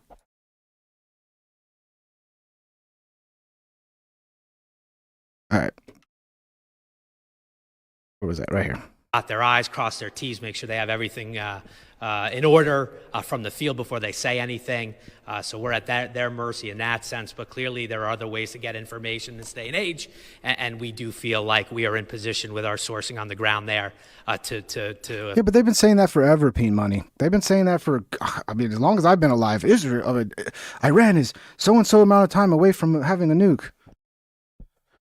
I get it, dude. I get it. But, you know, again, we'll see how it turns out. Maybe this was the right decision. But, you know, now your citizens have to wake up every morning to rockets going off and possibly waking up to a rocket on their fucking lap. You know, that's not cool. Officially tell you Vance Belter, this wanted political assassin, wanted on attempted murder charges. He is in custody and alive tonight. And just stand by, Paul, because obviously this will develop throughout the next minutes and hours. But we want to remind our viewers, left side of your screen is the live images of Green Isle. Right now it's frozen at this second, but this is the image that is. And it looked like Trump was like trying to set up a deal. I mean, maybe Trump knew like, hey, Israel's going to attack you guys any second now. I need to try to fucking de-escalate this and get a new like deal with Iran to end their nuclear program or whatever. But I mean, it was weird because at the same time, Trump's like, I'm negotiating and we're getting, and then, you know, I don't know if Trump knew if they fucking, I think Trump knew because they were getting their people out of there too, right? So I think Trump knew this was all going on. Who knows, man? I just want less war. There's terrible countries, there's terrible fucking people out there, but war's worse than just dealing with some assholes in the world. It's happening right now in Green Isle. Again, that is the location where it's believed, and we have confirmation from our sources that Vance Bolter, 57 years old. He is a nerd, Castile, but you know what? He made it. When I look at that guy, I just see him as a kid, like a nerdy kid. I can see it. It must have been rough, but he made it in life, bro. All those bullies that were fucking with that dude, now he's on the news. Everybody's watching him on TV. He's probably getting laid. There's hope, man. If you're getting bullied in school, like, just know it's momentary. You'll get over shootings early Saturday morning, has been arrested without incident. For whatever reason, back near the Bolter land in that sort of rural area of Green Isle, southwest of the Twin Cities. How he got back there, Why he went back there, we don't know. Hopefully we will find that out. But the bottom line is an alert went out, I should say this evening, at the see if there's any other that law enforcement handed out. There was a sense that they were zoning in or narrowing in on this area. Did you get that sense? Yeah, as well? we're curious if you picked up on that as well, because you know, they didn't come out and say things, but it just felt like something was, we're getting close here. Yeah, reading between the lines. Now, I could understand that assumption. Plus, I mean, you just think about, you know, you lay out the facts, and, you know, they had been in the area yesterday. Actually, I did. I wasn't, like, bullied by everybody. It was only certain grades. 6th grade, I really got bullied bad. And it was because, you know, you went to middle school, and in 6th grade, you're like still a fucking tiny little kid. And then you got these 8th graders who are like, they should be in 10th grade, but they're fucking retards.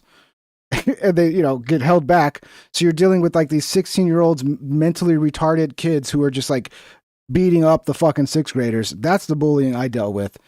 But it was mostly one guy. I've mentioned his name before. I'm not going to mention it again. And I've gotten over it. I forgive him. He was who knows? Maybe his dad was touching him or something. Who knows? But he ended up getting ball cancer. I don't know if he's still alive, but yeah, that's what happens. That's what happens when you beat up little children. You get ball cancer. They did not find that car yesterday. So clearly the car is fresh. He was in the area. Otherwise, I was a really athletic kid. Anytime I was kind of always picked on for having red hair, but then once we'd play basketball and I'd whoop their ass, or we'd play football and they realized I had a good arm, or baseball. That's how I always got treated nice by all the dudes, because I was a good fucking athlete. And they never thought I was. They always thought I was, because I was always a little pudgy, but that didn't mean shit, you know? Once I got on, so once I whooped their ass and they realized I was like 10 times stronger than them, it usually calmed down. Find the hat. I had good times at school, except for high school. My problems with school was that I moved so much. My mom and dad got divorced when I was 4. And my mom was very unhealthy. She had the worst case in the country of rheumatoid arthritis, to the point where it completely crippled her. So I went to live with my dad, and he was a contractor. So that meant I would live with him for a little while, and then he'd run off to a job in some other city. So I'd stay with an aunt, or sometimes I'd stay with friends until he was back in town. So that made my shit hard, because I would be constantly moving to new schools. And that's difficult when you're always the fucking new kid. But otherwise, I had a good time in school. They clearly kind of are able to start putting the dots together that he was in Sibley County in some respects very recently. They, you know, push that amount of law enforcement, that offensive, you know, hundreds of officers and SWAT into that area.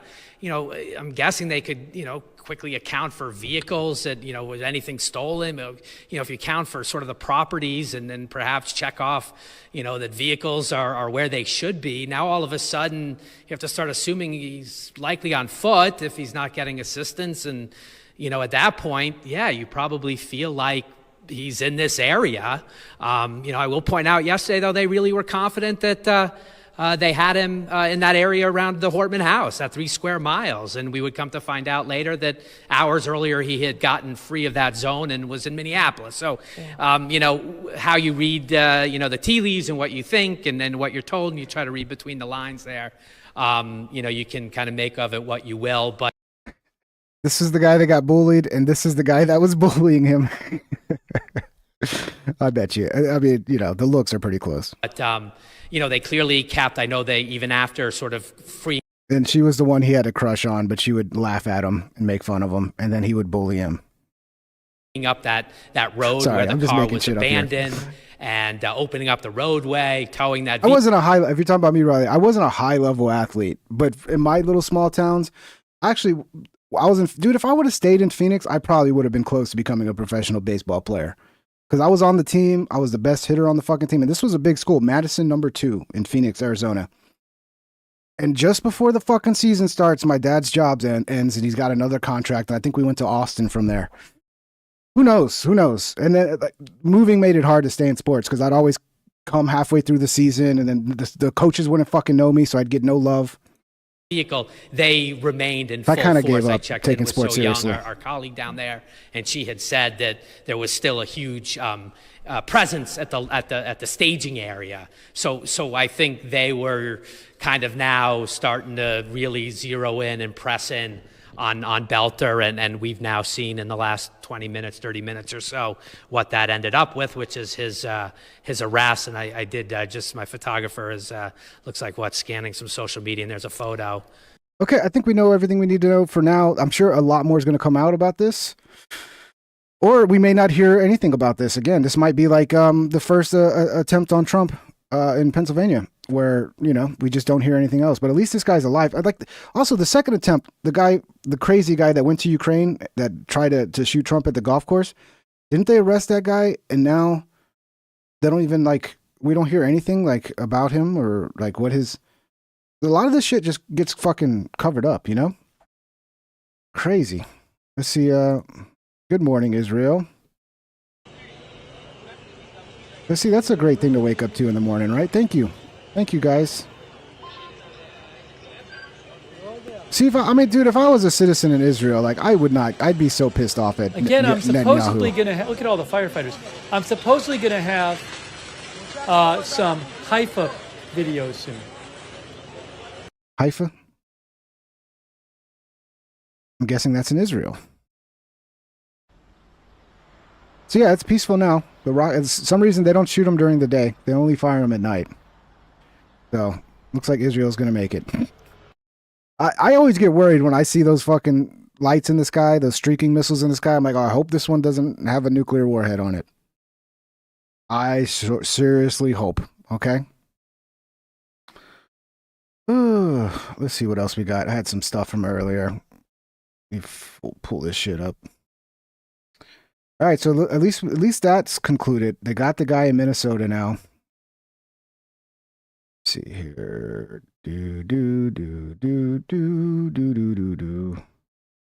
Okay, yeah. So remember, somebody got shot.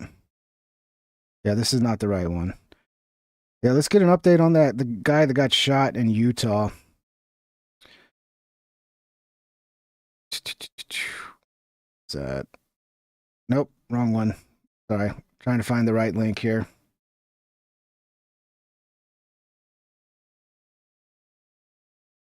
Where was it? I know there was one that was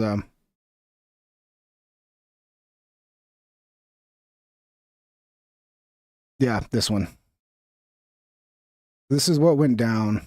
Just heard shots. Everyone's in running. The Salt Lake City No Kings on Saturday. It looked like it got a little wild. Let's check it out. Shots or fireworks, but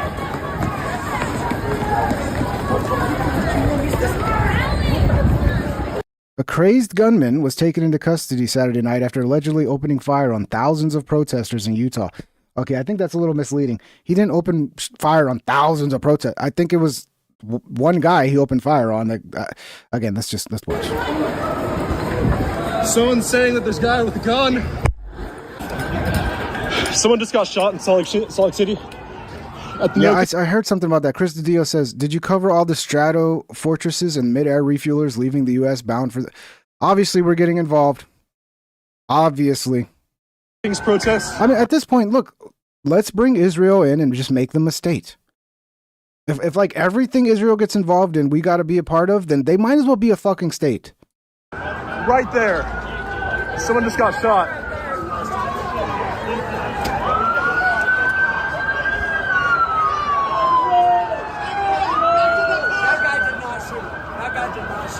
What happened? Just in case you didn't follow, this is Salt Lake City, Saturday. You got shot in the head. Who? By who? I don't know. I saw some guy in a yellow vest with a gun pointing it. They shot and killed him. I don't know. Someone just got shot in the head outside the federal building in Salt Lake City. Someone just got shot not even 100 feet away. Can you text me?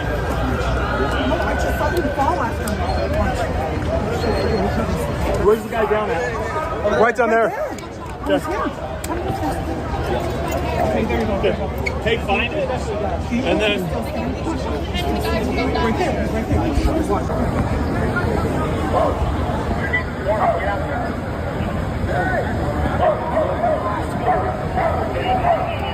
Absolutely fascinating.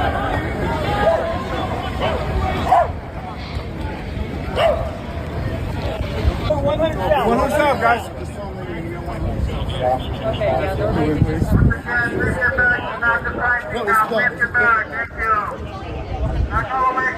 Yeah, the protests are dead. I'm looking at, I think Portland Andy's covering the protests, and it's just, there's still some scragglers out there, but it's mostly dead.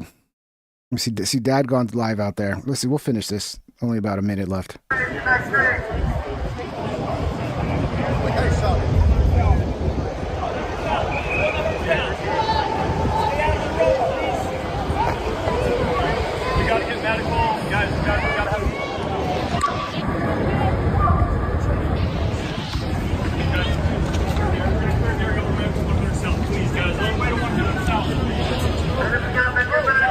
So let's see. I did have a press conference. Maybe the press conference explains, because I don't think is there any information coming out yet to why this guy got shot?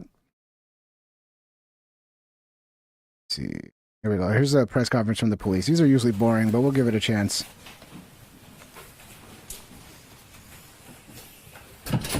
Good afternoon. My name is Brent Weisberg. I'm the Communications Administrative Director for the Salt Lake City Police Department. Today, Chief Brian Redd is going to be providing an update. Yeah, who is the guy dressed like a superhero? Is that like the newest Seattle superhero P-Money? I wanted to see more, but the guy wouldn't film the superhero. I'm like, who's the superhero? I want to know his story. Regarding the shooting that happened last night during the No Kings protest demonstration and march in downtown Salt Lake City. One more from 100, guys. The information that we are providing is still preliminary, we'll get there. And the investigations are ongoing. We will be able to take a few questions afterwards. I'll turn the time now to Chief Redd. Good afternoon. Thank you for being here. I want to thank Deputy Chief Siebenek. Again, if you're not hearing this, it's because it's only in the left ear, because the mainstream media seems to be incapable of ever fucking getting audio in both ears. And Commander Alma Sweeney from our investigations division for being here with me today. I want to thank all of you for being here as well. First of all, we send our condolences to the family Thank of you. the individual who... At 107 now. Thanks. You guys rock.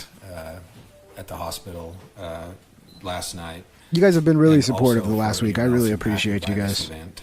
It's been fun. No Hope you one guys are should having fun too. Fear coming to a demonstration, peaceful and lawful demonstration in our city. And what happened last night was sudden and alarming and not representative of our values here in Salt Lake City or in our state here in Utah. In the coming days, we'll learn more. Yeah, as the that's typical investigation mainstream progresses, media, but we'll terrible provide a few audio. Riley, details, sorry. A few more details today. But before I do that, I just want to thank again the brave men and women of the Salt Lake City Police Department and our allied agencies for their response to this sudden and unanticipated action that occurred. Our teams acted with courage and professionalism and responded very quickly in the middle of a lot of chaos. As one of our officers said today, when you think we talk about all the time officers running toward gunfire, and that's exactly what happened last night. And one of our officers said, it's easy to run toward gunfire when you're with highly trained and well-coordinated officers. Oh, we get it. You guys are such badasses. We get it. What the fuck happened? Who got shot? Why did he shoot him? What do we know? All right, stop bragging about how fucking brave you are, all right? We know you're brave. Representative of what our Salt Lake City officers and our allied agencies are willing to do every day. Gabby, it happens all the time. People go, I can't hear it. And they're just, because they don't have the left ear, they're like listening like this or something. So that's why I let people know, this is only left ear, so make sure you have your left ear in. Public. Going into the details of the investigation to date, always subject to change. As the march permitted through downtown, a sergeant assigned to our motor squad heard gunfire and called it out. Officers on the ground secured the scene and began searching for the threats.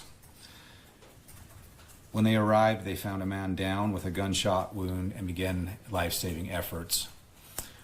2 SWAT medics were on scene very quickly and provided those life-saving efforts until Salt Lake City Fire and Gold Cross ambulance arrived and proceeded to take the individual into their care.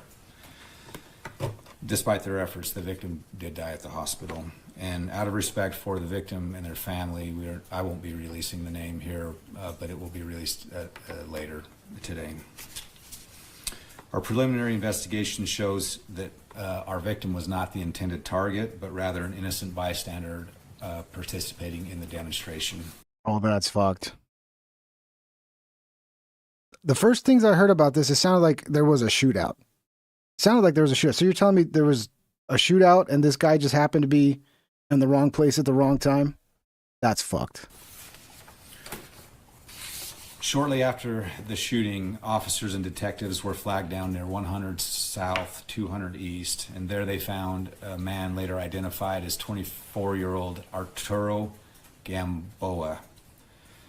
He had a minor gunshot wound and was hiding. It's Arturo, not Arturo. Arturo. Okay? Say it right. Hiding in a group of people. At the time of his arrest, officers also recovered an AR-15 style rifle, a gas mask, and a backpack. Gamboa was treated and later booked into jail on a charge of murder. At the time of the incident, we also detained 2 other individuals.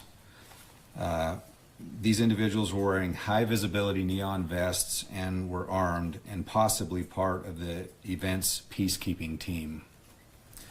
Based on early witness statements, these men saw Gamboa separate from the crowd at one point during the march and move behind a wall where they noticed him pull out a rifle and begin manipulating it. Gamboa was then confronted by these 2 men. Witnesses say Gamboa raised the weapon in a firing position and began running toward the crowd. One of the individuals fired 3 rounds, striking Gamboa and tragically striking the man who later died. We are less than 24 hours into this investigation. There's still a lot of questions to be answered, and we will continue to update you as we learn more and the investigation progresses. Okay, I'm having a hard time following that. Somebody pulled out a gun and started shooting it at who? So apparently the guy who got killed, who got shot in the head, he's just collateral damage in the middle of still doesn't make sense. What we do know is that this incident unfolded very quickly. It was chaotic, but it was resolved very quickly, thanks to our officers, to many residents and citizens and community members who assisted the police in making notifications and pointing out individuals and being very good community members and helpful. Our detectives are working closely with the Salt Lake District Attorney's Office to ensure a thorough review of all the facts. As the governor and mayor said last night, we are resilient, and we will continue to work tirelessly as the Salt Lake City Police Department to keep our communities. All right, let me. An innocent bystander. This is from NBC News. An innocent bystander at the No Kings demonstration in downtown Salt Lake City was shot and killed Saturday. Arthur Falazo Alu, 39, of Utah, died in a hospital, Salt Lake City police said in an update. Detectives believe Alu was at the demonstration as a bystander. It was not the intended target of the gunfire. Here's the title of this story. Innocent bystander shot dead by peacekeepers. So it seems like this is some the official peacekeepers that they assigned to the fucking protests. Okay, I don't know. I'm going to keep reading. Police have arrested Arturo Gamboa, 24. He was booked into the Salt Lake County Metro Jail on a murder charge. It was not immediately clear whether Gamboa was still in jail Sunday or whether he has an attorney. Also detained Saturday were 2 men who were part of the event peacekeeping team. One of the peacekeepers fired the shot that fatally injured Alu, police said. It was not immediately clear whether these 2 men will face charges. The men told police they saw Gamboa move away from the crowd and began manipulating an AR-15 style rifle. Okay, hold on. Okay, so Gamboa was the one arrested. All right, trying to get their names clear here. The men told police they saw Gamboa move away from the crowd and began manipulating an AR-15 style rifle, prompting them to draw their guns and order him to drop the weapon, police said. Instead, Gamboa ran into the crowd holding his gun in a firing position, police said. In response, one of the peacekeepers fired 3 shots, one of which struck Gamboa and another which hit Alu. Okay, this is crazy. So the peacekeepers who were there for a situation like this saw this guy Gamboa with the automatic AR-15 style rifle running into the crowd looking like he's about to start shooting, so they preemptively fired on him. I don't know. This sounds I don't know what to believe in this one. This is weird. This is a weird situation. Did they stop a mass shooting event? I don't know. I mean, did they stop a mass shooting event and then accidentally dome some random fucking guy in the process? That's what they're saying. And that's fucking crazy, dude. Police said they're still investigating, specifically looking into the actions of the peacekeepers who are not law enforcement officials. Officials still do not know why Gamboa pulled out the rifle or why he ran from the peacekeepers. Gamboa's alive, so hopefully they can get the story. Gamboa did not fire the shot that fatally struck Alu, but he still faces the murder charge because detectives developed probable cause that Gamboa acted under circumstances that showed a depraved indifference to human life. So he wasn't the one who shot the guy in the head, but they're charging him with it? When it was the peacekeepers that shot at him because he had a... This is a little crazy. This is a little crazy to make out what the fuck is actually happening here. Yeah, so Gamboa did not fire the shot that fatally struck Alu, but he still faces the murder charge because detectives developed probable cause that Gamboa acted under circumstances that showed a depraved indifference to human life. So because he pulled out an AR-15 and ran into the crowd pointing it at people, which, yeah, obviously, I mean, it sounds like the people who responded that could have possibly saved some people's lives, but this is crazy, dude. This is hard to make heads or tails of. But yeah, he's facing the murder charge because he ultimately caused the death of an innocent community member, the police said. All right, will that stick? Will that stick? The state medical examiner's office will determine Alu's official cause and manner of death. Well, I think it's pretty obvious. A bullet to the head tends to not be survivable. A police motor squad detective reported hearing gunshots at 7:56 p.m. Saturday, police said. Officers found Alu injured. Okay, yeah. We know the story. This is crazier than I originally thought. I thought it was just like two people got into a fucking argument or something and the guns got pulled. That's what I thought. But this is even crazier. So a guy, pulls out an AR-15, runs into the crowd, pointing it at people is what it sounds like. And the peacekeepers, part of the protest, fired at him because it looked like he was about to start shooting people, I guess, and accidentally shot one of their fellow protesters in the head.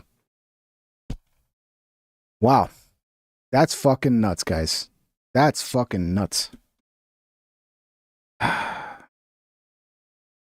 Let's see, we got some more stuff on the No Kings protest. Now, Donald Trump on his 79th birthday, no less. I like Sky News Australia. Let's see what their take on the protests are. Has flexed the United States military muscle on the streets of Washington, D.C. with a parade to celebrate the U.S. Army's 250th.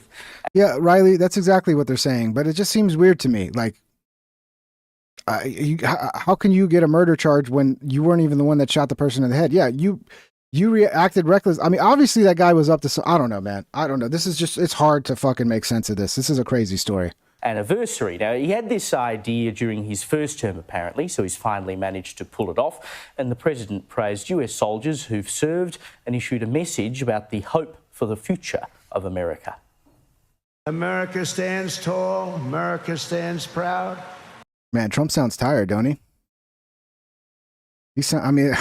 When you're this old and you have the most stressful, toughest job in the world. And America stands free. We're the hottest country in the world right now. Oh, so hot. And our country will soon be greater and so stronger than ever before.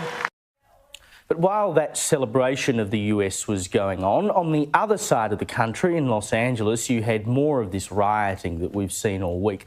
This time there have been protests across the country under the banner of No Kings, which is apparently meant to mean that no one is above the law. I don't know, they think Donald Trump is going to make himself the king or something. Would be a strange thing for a Republican to do, but never mind. Logic doesn't come into these matters.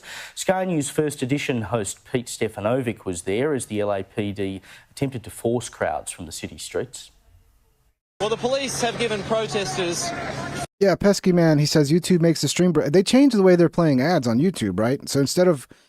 When the ads used to play, it would actually take you from the video. I think the ads play while the stream keeps going. So I that's what I've heard. I haven't seen it myself because I pay for premium. But Packy Man, if you do have any ad blockers on your browser, you might need to change the one you're using or something because YouTube is constantly trying to do shit like that to people using ad blockers. So turn off your ad blocker and see if that continues. And if it stops after you turn off your ad blocker, you might need to find one that will still work with YouTube, which is I wouldn't suggest it because it's not against the rules with YouTube. But I'm just telling you, that's what I think it is. Warning that they would move on them by launching tear gas. They've launched flash bombs and flash grenades as well to try and disperse the crowds. Keller, it's been a terribly unedifying scene in the United States this week. All because the president decided that he would, I don't know, apply the law? Not only did he decide that, he decided this about a year ago, and he said it again and again and again on the campaign trail. So all the way through the campaign, he said, I'm going to close the southern border, stop the illegal immigrants, and I will deport the ones who are here. And most of America said, yeah, we'll vote for that. So this is democracy, in a sense. Now, we mustn't get this out of proportion.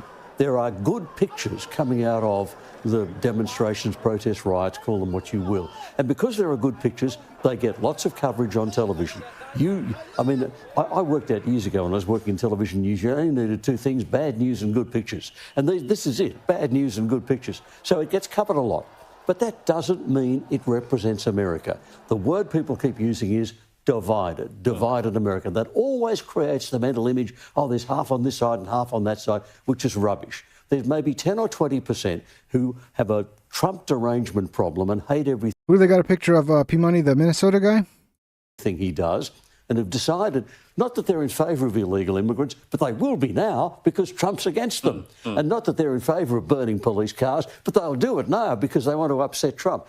That's all. The rest of America, 80, 90% of America, they would have looked at that military parade. They would have felt proud of being American, really happy with the way the country's going and it's on track. So by all means, keep using the word divided, but it's a tiny sliver on one side and it's the vast majority of Americans on the other. Well, I wonder, Evelyn, how many of these people at these riots actually care at all about illegal immigrants. I mean, it's basically just an excuse to protest against Donald Trump. And much like Black Lives Matter, it would seem that there is a lot of money being put into this by various forces to encourage civil unrest. And of course, you have Gavin Newsom during the week, the governor of California, saying this is the civil war that Donald Trump I noticed something just from this picture. I don't think it's Donald Trump who...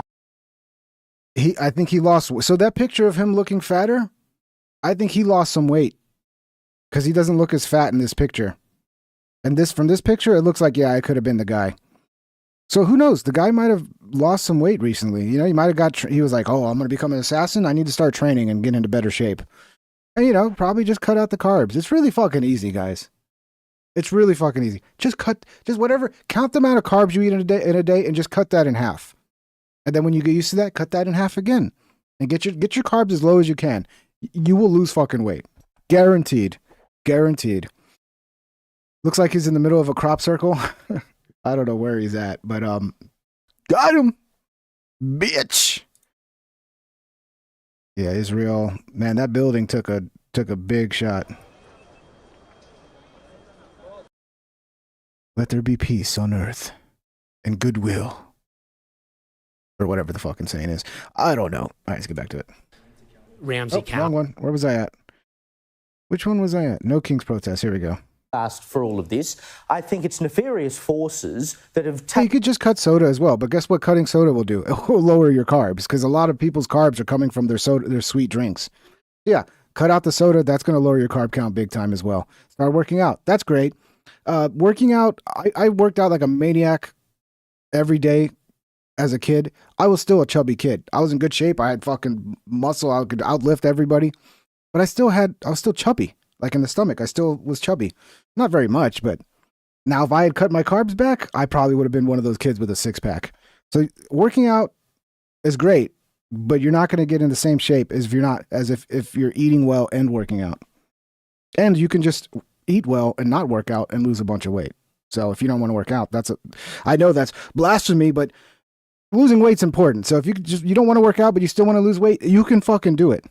Taken this as an excuse, ICE going in to deport illegal migrants, as an excuse to create civil unrest that they then try to pin on Donald Trump. I am farm Without stock, doubt. particularly platypus. It's true. Nail on the head. I think it is a very small portion. I think it's people who are very anti-American. I mean, they hate their own country. I mean, and the irony is that majority of the people who are in these crowds were the perpetrators of getting, you know, the human rights violations cracked down with the law during COVID. So the whole irony is lost on them, though. But welcome back, John they McCarter. So we missed you, bro. Starved of oppression over there that they have to invent it and make it up just so that they have a cause. It's their entire identity. It's like that meme that you see on the internet where it's that robot guy and you just put a microchip in his.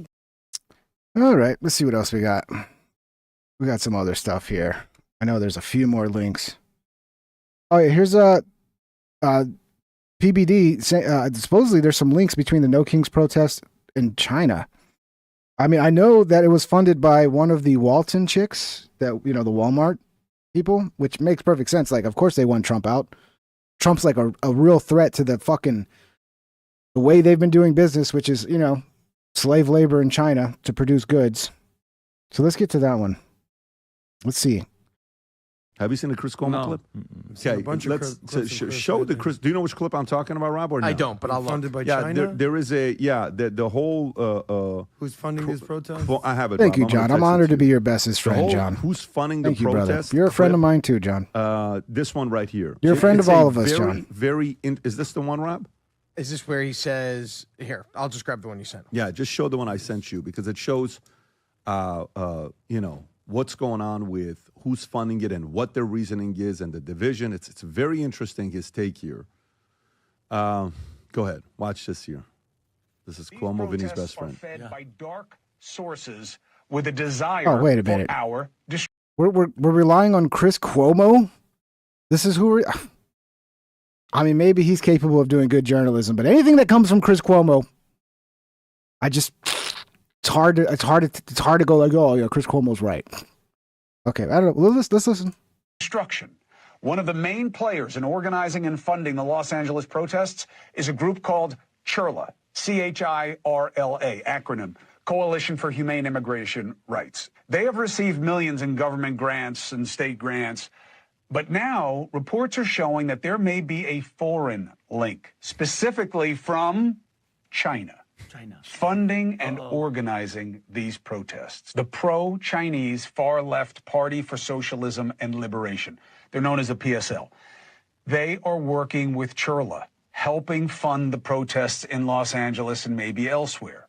Remember, all the parties in China are controlled by the CCP. So this is China. And the party is pushing to destroy capitalism and the West. Believable. This is its agenda. This is what China wants. They even have a term for the effort. It's called the smokeless war, where they have this theory of how they'll destroy the West without actually taking to the battlefield. That's what they did during the anti-Israel campus protests. The PSL worked hand in glove with anti-Zionist student groups and helped organize and fund the Columbia campus encampments. Some of you are saying it's Israel. Why would Israel do this? What's in it for Israel to create this sort of anti-ICE, anti-border, protests that are... I don't understand why Israel... I can understand why China would do it. Why would Israel do that? Now it gets scarier. Where does the PSL get its money? Enter Shanghai-based socialist billionaire Neville Singham. 2017, he sold his tech company for about $1 billion. Reports show the same year he started funding far-left groups like the PSL to the tune of millions. Singham is not America's friend. He has PSL is the Party for Socialism and Party of Socialism and Liberal. I forgot what the fuck. Socialism and Liberation or some shit. It's a communist party. They're smart enough not to just say, well, we're communists. So they hide behind like socialism and blah, blah, blah, blah. It's a communist party. Deep business ties to the CCP, but also has strong ideological ties to communism, period. People who worked for him says he's an admirer of Mao, Che Guevara, Hugo Chavez, not friends of American culture. According to the New York Times, Singham has funded and developed a deep global empire of pro-China nonprofits in the media and grassroots political space, steering millions into these groups over the years, including the PSL. And guess who was associated with the PSL and other Singham-funded groups? I mean, let's think of it like, this is the way I look at it. These are obviously communists, right? The whole people pushing this open borders, angry at eyes, you know, these are communists, and they want a communist revolution. And I think these are their foot soldiers for their communist revolution. China's a communist fucking country. It would make sense that China would be playing a part in this. I don't see how Israel would be connected to this, but I could be wrong. Elias Rodriguez. Ring a bell?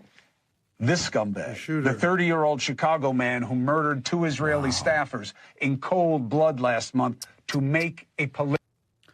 I mean, Chris is sounding a lot like how we were with China, with COVID, talking about a... But he's bringing the receipts. Yeah, no, but smokeless war and all that stuff. I'm shocked they're not going after him for being racist against China, because none of this was ever said during COVID. Zero. Absolutely not. And we knew the whole time. So it's listen, I love Chris. He has his moments where he has these, like, the sun shines on him a little bit, but overall it's like... Okay, I love you, Vinny, but let's stay on this. I am on this. Just because he was wrong on COVID doesn't... Yeah, but when you're faking like you have COVID during 2020, where he's faking like he's got fucking COVID, putting on this big fucking thing to get people to stay home and then take your vax. And by the way, you should always take your vaccine. Yeah, it's hard to take these people seriously now. And maybe they're capable of coming back and doing good journalism, but you always got to fucking take everything they say with a grain of salt, because you know what they've done in the past and how much they're willing to lie to you. I mean, he's wrong on this. No, hold on. Wait. Time out. Who said he was wrong? I did not. Are you putting words in my mouth? I said it's shocking that he's blaming China for this, but couldn't blame China for COVID, which was one of the main reasons he's here and not at CNN. Toast, are you talking about this? Is this what you're talking about? This is just bookmarks. So I got a bookmark folder for show links for stuff I want to play on the show. That's all, if that's what you're asking. And not anymore. You're saying that he was right about COVID. No, he was. What exactly? You're saying he's wrong. He's wrong about COVID. That's what I'm saying. I'm not saying wrong. I'm saying he never mentioned China. China was off limits. Stay on point. Whatever the hell the point point is that you went to COVID, and I'm staying move forward. right We here in got the 5 more protest. minutes. We're wrapping up. I find Chris in this particular argument to be highly credible. He brought receipts. He's showing you exactly what's going on. Who's paying the bill? Agreed. You know, there's a famous saying. They say, "He who pays says." The reason that PBD pays the bills because he says what's going on. He's the boss. Oh, and also because he ran a multi-marketing scheme and made a lot of money ripping people off. So yeah, that helps pay the bills. Philosophy of lobbying, exactly. Right? When you're paying, you get to basically. But hey, I like them too. Look, sometimes there are people that you can disagree with the shit they did in the past, but their videos pop up in their feed and they're providing information that's useful that you care about. So I watch them. But I'm always got an eye on PBD for his next little fucking grift. His next little multi-level marketing scheme that he's going to run on us. Maybe he's like the mafia after they got into Vegas and they're like trying to go legit, right? But yeah, I watch him. I can't help it. Dictate what's happening right now. And I said the other day when they were doing these ICE protests, I go, look, let's give a little credit. It's not just Soros. Let's give a little credit to China and Qatar and this foreign money that's pouring in. And when globalism and Marxism and jihadism link up. I just told you. This is the only thing I can think you're talking about is my show links over here. Is this what you're talking about? It's the only thing I can think you're talking about. These are just bookmarks for videos that I found earlier that I want to play. That means the only thing I can think you're talking about Be here. Careful, America. Every year there's over $1 trillion spent with these NGOs and these things like this across the protests. So like that's the bigger problem. Like this is one small thing with all that, but like right now they're doing what we did other countries where we overthrow governments using NGOs, using like fake protesters and stuff. So like this is something we're just starting to like acknowledge as a thing. Like before we thought they were actual protests. So I think like the bigger problem is that like people are able to hide between these layers of networks. Like the Open Society's given like money to 20,000 NGOs over the course of its existence, like $38 billion.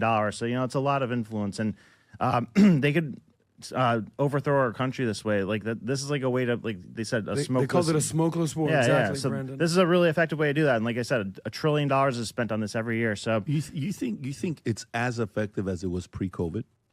No, because now we're aware of it, and the media is less potent than it was before. But I think it's the most hated people for these professionals are us. Mm-hmm. Yeah, because their message less potent. You mean calling them out on their BS? Yeah, because look at what we're wearing today. Look at what we're wearing today. I'm wearing a black shirt. Adam's wearing this blue shirt from Ross.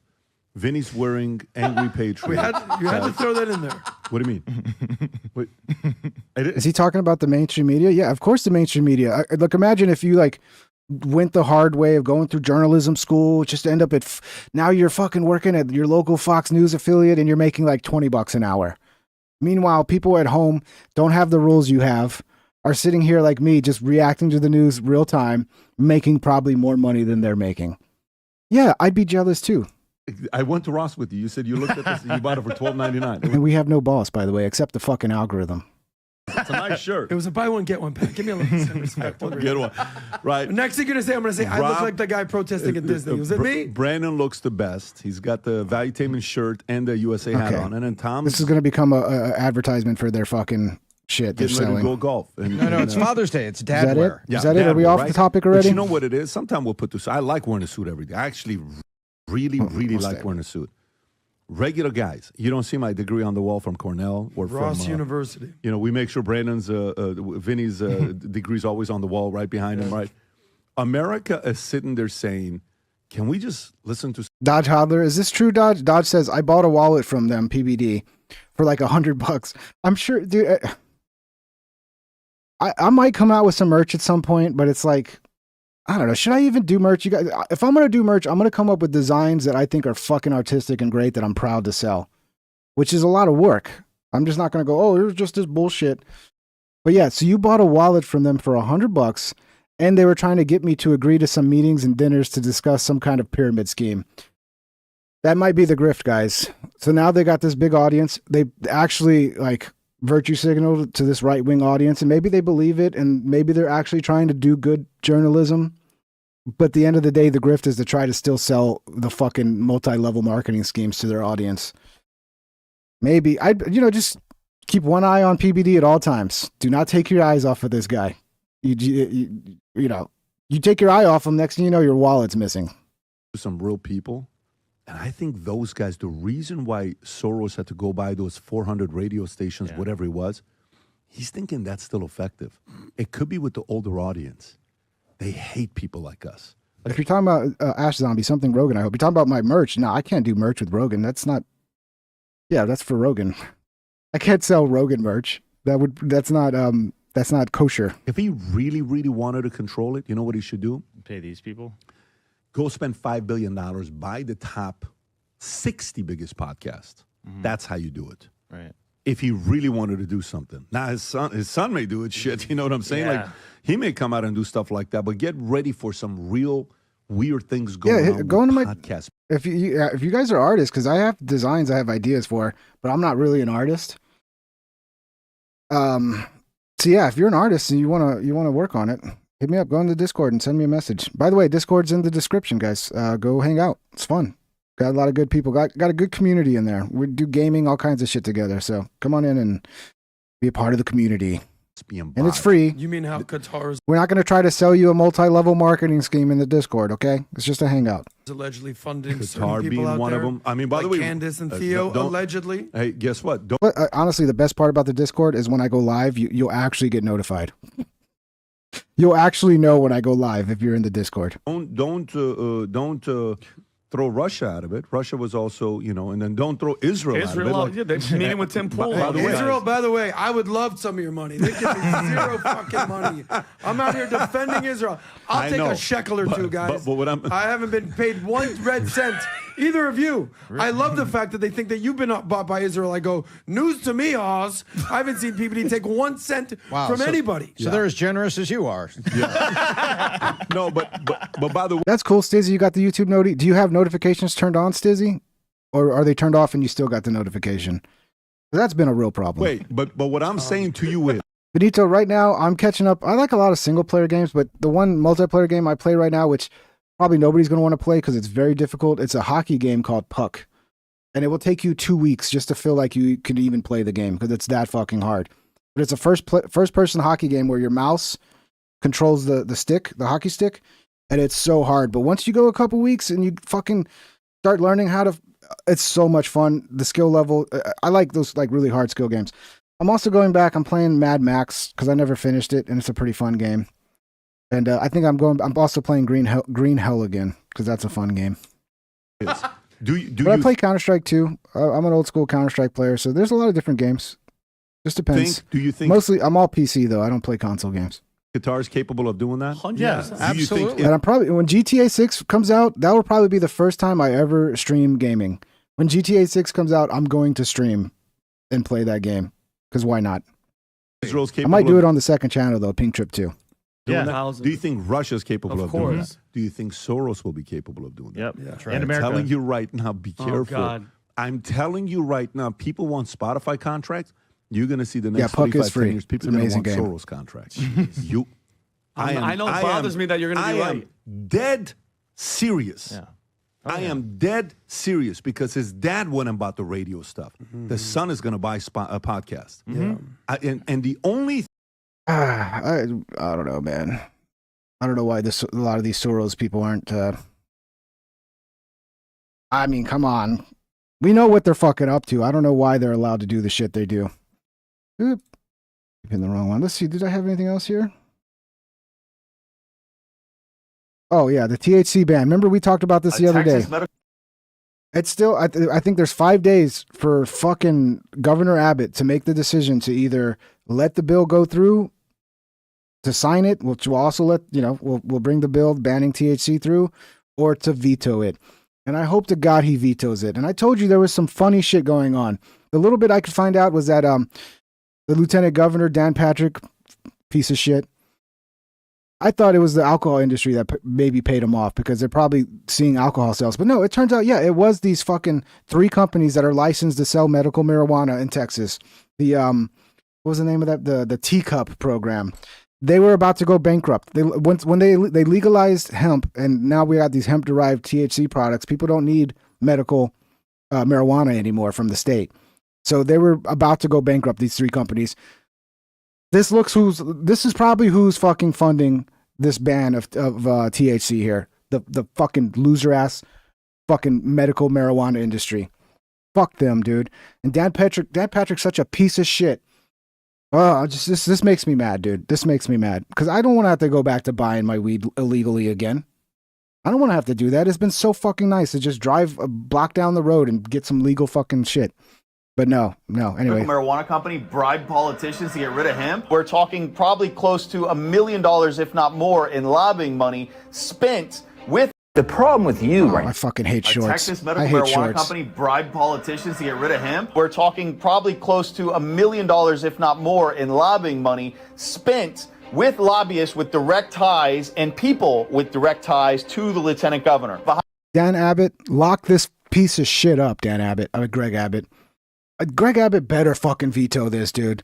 He better fucking veto this. It's so stupid, dude. Behind the scenes, we've been constantly fighting with them on the legislative sessions because they've actively been trying to get rid of the hemp industry since 2021. Around that time, hemp-derived THC became very prevalent and started to explode in growth within the state of Texas. Texas Original's revenue dropped by about 50% the subsequent year, 2022. I was told recently by an insider within the Teacup program companies that if the hemp industry was not removed from Texas, the Teacup program was going to fail, and subsequently the 3 license holders within that program were going to go bankrupt. That gives you some pretty clear understanding as to the financial motives as to what is going on here. Kudos to Chris Tomlinson for his amazing investigative reporting on this article and bringing it to everybody's attention. Thank you so much. Love you guys. Happy hunting.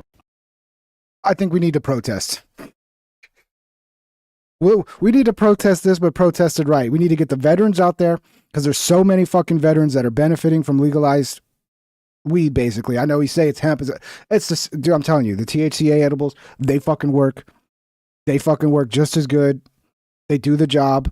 Cheap as fuck. Cheaper than the medical marijuana you have to pay for. And it's just right down the road. You can buy it at any time. We need an army of veterans peacefully marching down Austin right now. And to show these fucking leftists how to fucking do a march and be peaceful on the sidewalk with flags that say, like, you know, it's my rights as freedom, you know, freedom and pro-American messages, you know? Because this is bullshit, dude. This is something to fucking march for. This is something to march for. This pisses me off. Let's see, did I have anything else? Because in 5 days, I might not be able to fucking get... Actually, it'll still be... I think they can still sell it till September. So even though the law may go into effect on the 20th, some of these companies, they can still operate until September. So we'll see. This is going to piss me off so much. It's going to piss off a lot of fucking people. And I think a lot of people are not paying attention, but they're going to be in for a rude awakening when it's all of a sudden gone. And it's and then the shit's gonna hit the fan. And the Republicans are probably going to lose a lot of fucking support over this. Because a lot of Republicans are like me. We're basically old school Democrats that the leftists just kept going more extreme, and like the only thing that looks like a classical liberal party at this point is the Republican Party. And I guarantee you, if it was a vote and it was only fucking Republicans, they would vote to legalize marijuana. I guarantee you, if you had a Republican, if only the Republicans in Texas voted, they would vote to legalize marijuana. I guarantee it. Maybe I'm wrong, but it'd be close. It'd be fucking close. Once you add the Democrats in there, obviously, the vote would go through. I don't know, man. These fucking neocon fake Republicans piss me off, dude. Let's see if I got anything else here. Oh, remember the Waymos? Okay. This is fucking ridiculous. You guys know Taylor Lorenz, right? Commie. She's a commie. This is her channel. You can't see it, but this is Taylor Lorenz. I'm not subscribing, by the way. Let's go ahead and just downvote this. Oh, boy. So, remember the Waymos got burned down? Well, apparently, it's okay because the Waymos and blah, blah, blah. I'm sure she's not going to condone the violence, but this whole fucking video is her basically running cover for the people that burnt the Waymos and like why Waymo is a problem. Let's watch this dumb bitch. Welcome back to Free Speech Friday. This week, because I'm on the road, if you can't tell by the shitty hotel behind me, I want to talk to you about something that's been in... If I had to live with a woman that sounded like this and talked like this, I would put a shiny metal object in my mouth. Okay?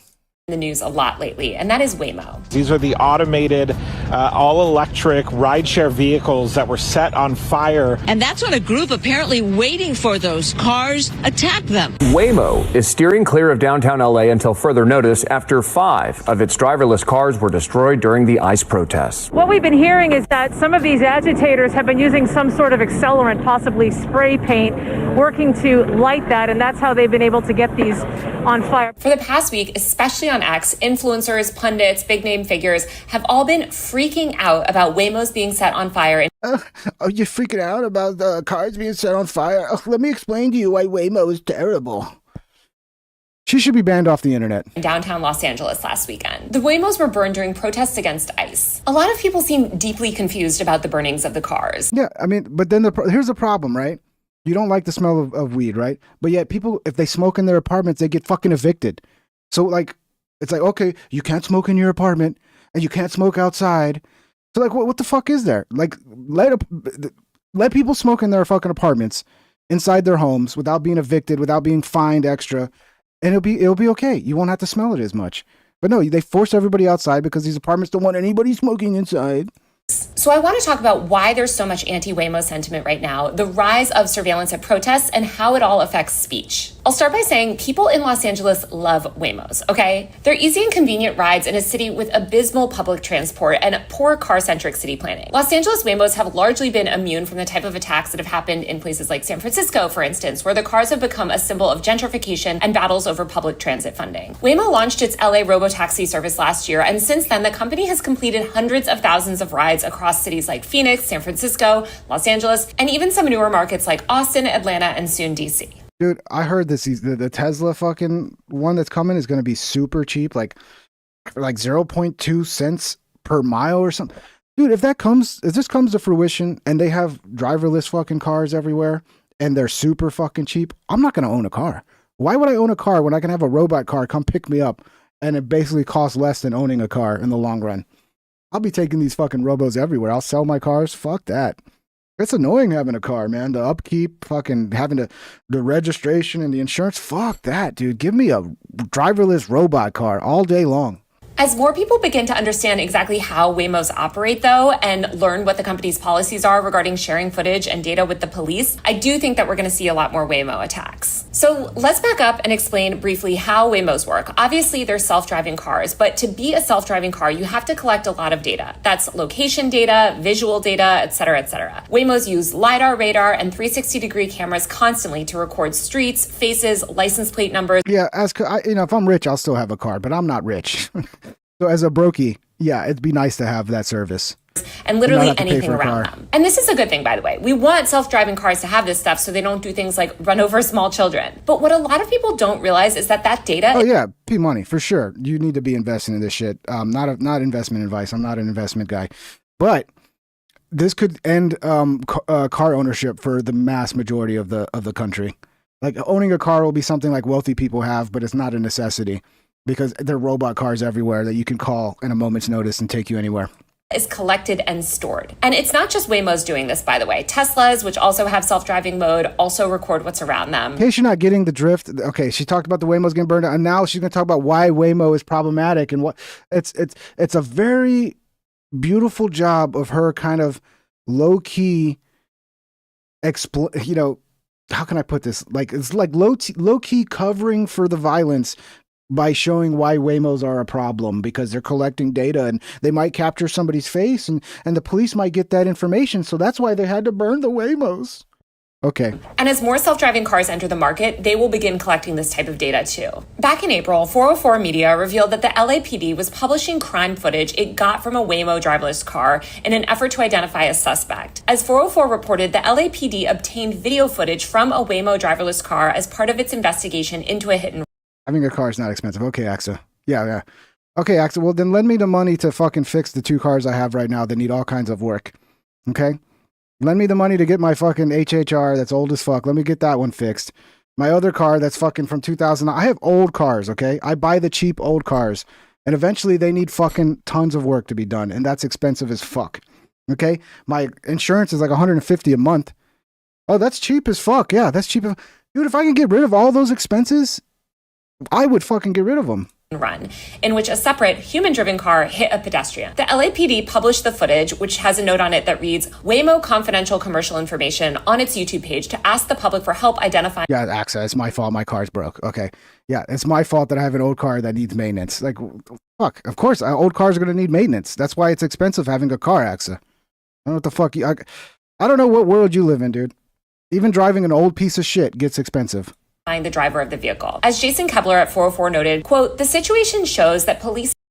AXA, go fuck yourself. In Los Angeles are now looking at Waymo robo-taxis as potential sources of surveillance footage to investigate crimes that the vehicle's cameras and sensors may have witnessed. In 2023, Bloomberg reported that the police in both San Francisco and Maricopa County, Arizona, had issued search warrants for Waymo footage. Police have also been requesting footage from Teslas, extremely pervasive Ring cameras, and Cruise autonomous vehicles. Waymo's website explains that the company conducts training sessions for law enforcement and emergency responders, which are designed to teach them about Waymo, and explains what they should do when they're responding to a car crash or other emergencies involving a Waymo. The company has allegedly conducted in-person trainings for over 18,000. I don't want to have to pay every month for some shit.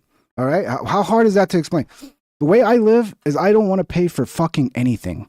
I don't want to have any bills. I don't want to have a car payment. I don't want to have insurance that I have to pay on a car. I don't want to have that car maintenance. I want to pay for my rent. I want to pay for my electricity. I want to pay for my internet. And I want to pay for food. The basic essentials. And everything else, I want to be free to be spent on whatever the fuck I wanted to be spent on. Okay? That's my choice. To live cheaply so I can have the freedom of not having to worry about, I got to work this job and that job just to make my bills and I got to make my car payment. No, I want everything as cheap as fucking possible so I can do this shit for a living and make very little money but have the freedom of doing something I enjoy. If you want to be captured by a fucking car payment and you want to be, great, that's great. That's your choice. But I'm telling you, for me, I don't want to have to worry about owning a car if I don't have to. first responders and police officers. All of this has obviously led to a lot of backlash against Waymo, especially when Waymos are spotted near a protest. Google has temporarily suspended Waymo service to downtown LA and in San Francisco, where more anti-ICE protests have unfolded. The company is also now hiring a community and public affairs specialist in LA, presumably to help convince people not to burn down these cars. So you think about it from a communist perspective, these things are putting people out of work and blah, blah, blah. So yeah, like this is a labor issue. So they're burning the Waymos because the Waymos are basically evil capitalism. And it's like, yeah, you should still go to jail. Brian Merchant, a tech journalist who's written extensively about Waymo, went to the scene of the protest the next day in Los Angeles and talked to a cameraman who had been shooting footage. Yeah, that's $10,000, actually. That's so cheap. It's so cheap because you could afford $10,000. That's great. You think I want to spend $10,000 on a fucking car? There's a million other things I'd rather spend $10,000 on, Axa, than a fucking car. The day before, the cameraman told Merchant, quote, "They called them up on purpose, lit them up on fire like that." He's talking about Waymo there. Merchant notes that the fact that the charred husks of the cars were in a neat line does seem to suggest that the cars were called and just waiting. Other witnesses and journalists. Yeah, pretty much, because the police, Awakening EA says, because they used video from a Waymo to solve a crime, a backlash happened. That's kind of what she's saying here. Like they're problematic because they're collecting data on protesters, and then the police can pull that data from Waymo when requested, and they can get faces of people. So, yeah, basically, burning down Waymo is like burning down the surveillance industry or some shit. Journalists who were there shared the same story. People summoned the cars to light them on fire when they arrived. Protesters were reportedly calling them spy cars, and they were vandalized and set ablaze. Some people also noted how the cars. Axa, what don't you understand about not everybody has the same fucking like goals in life as you. You saved up $2,000 a year, so you got $10,000, you got a car. You wanted a car. That was a good move. Congratulations, Axa. Now, talk shit about everybody else who's like, I'd rather not have to worry about that. I'd rather that money go to something else. Like, it's stupid, Axa. Everybody does their own thing. Good, you bought a car. I'm not telling you not to buy a fucking car. I'm talking about my situation. I don't want to have any extra fucking payments that I don't have to worry about, because that's freedom in life, bro. I've had the expensive cars, bro. I've bought the brand new cars. I've had the fucking Corvette fucking $800 payment a month. I know what that's like. And as soon as things get a little difficult because your jobs got slowed down and all of that, now you're stuck with these fucking payments. You have no freedom in your life. Now, I don't know how old you are, bro. You'll get older, you might not, because you're the one fucking debating me, Axa. That's why. Why are you obsessed with me? Because you're talking to me in the fucking chat, Axa. That's why. Share data with the LAPD. This is also what protesters on the ground told me when I was there last weekend. This has led to a lot of pushback and people saying, oh, so the protesters were doing bad things and that's why they didn't want to be recorded. But that really misunderstands why people are against Waymo. As Merchant notes, the cars are essentially operating as collaborators with the cops and law enforcement. Okay. So if you really can read through this, this is all just carrying water for the protesters and their violent actions, trying to make excuses for them. So people are treating them the way that they think tech collaborators with ICE and the government should be treated, which is with contempt. All of this is happening under the backdrop of more Silicon Valley data harvesting and control over speech. ICE raids are being carried out using data provided by Silicon Valley companies, most notably Palantir, Peter Thiel and Alex Karp's deeply evil data harvesting conglomerate that recently signed a $30 million contract with ICE to manage real-time surveillance on immigrants. Most of big tech, including Google, has made deals with ICE too, whether directly or through third-party contractors. As Merchant notes, quote, given Silicon Valley's more obvious alliance with the Trump administration, that ambient anger has only been sharpened. It has sparked backlashes of a different kind, like the protests and the firebombing of Teslas and Tesla dealerships. Waymos occupy part of this same nexus. Surveillance technology operated by a tech giant, undemocratically, opaquely led by a I mean, it's very clear what she's doing here. She's making excuses for violent protesters.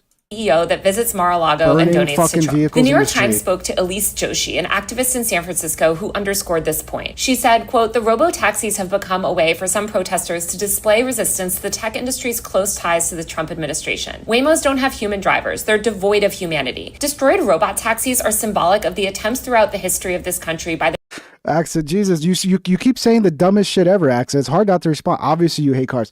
If I was rich, I would go spree buying on a car. But I'm not rich. And at my current income level, I appreciate freedom over fucking bills. And not having bills is freedom, Axa. Okay? For me. You do you, bro. I'm done responding to you, okay? I'll stop picking on you, Axa, but you're dying on this weird fucking hill. That's weird, dude.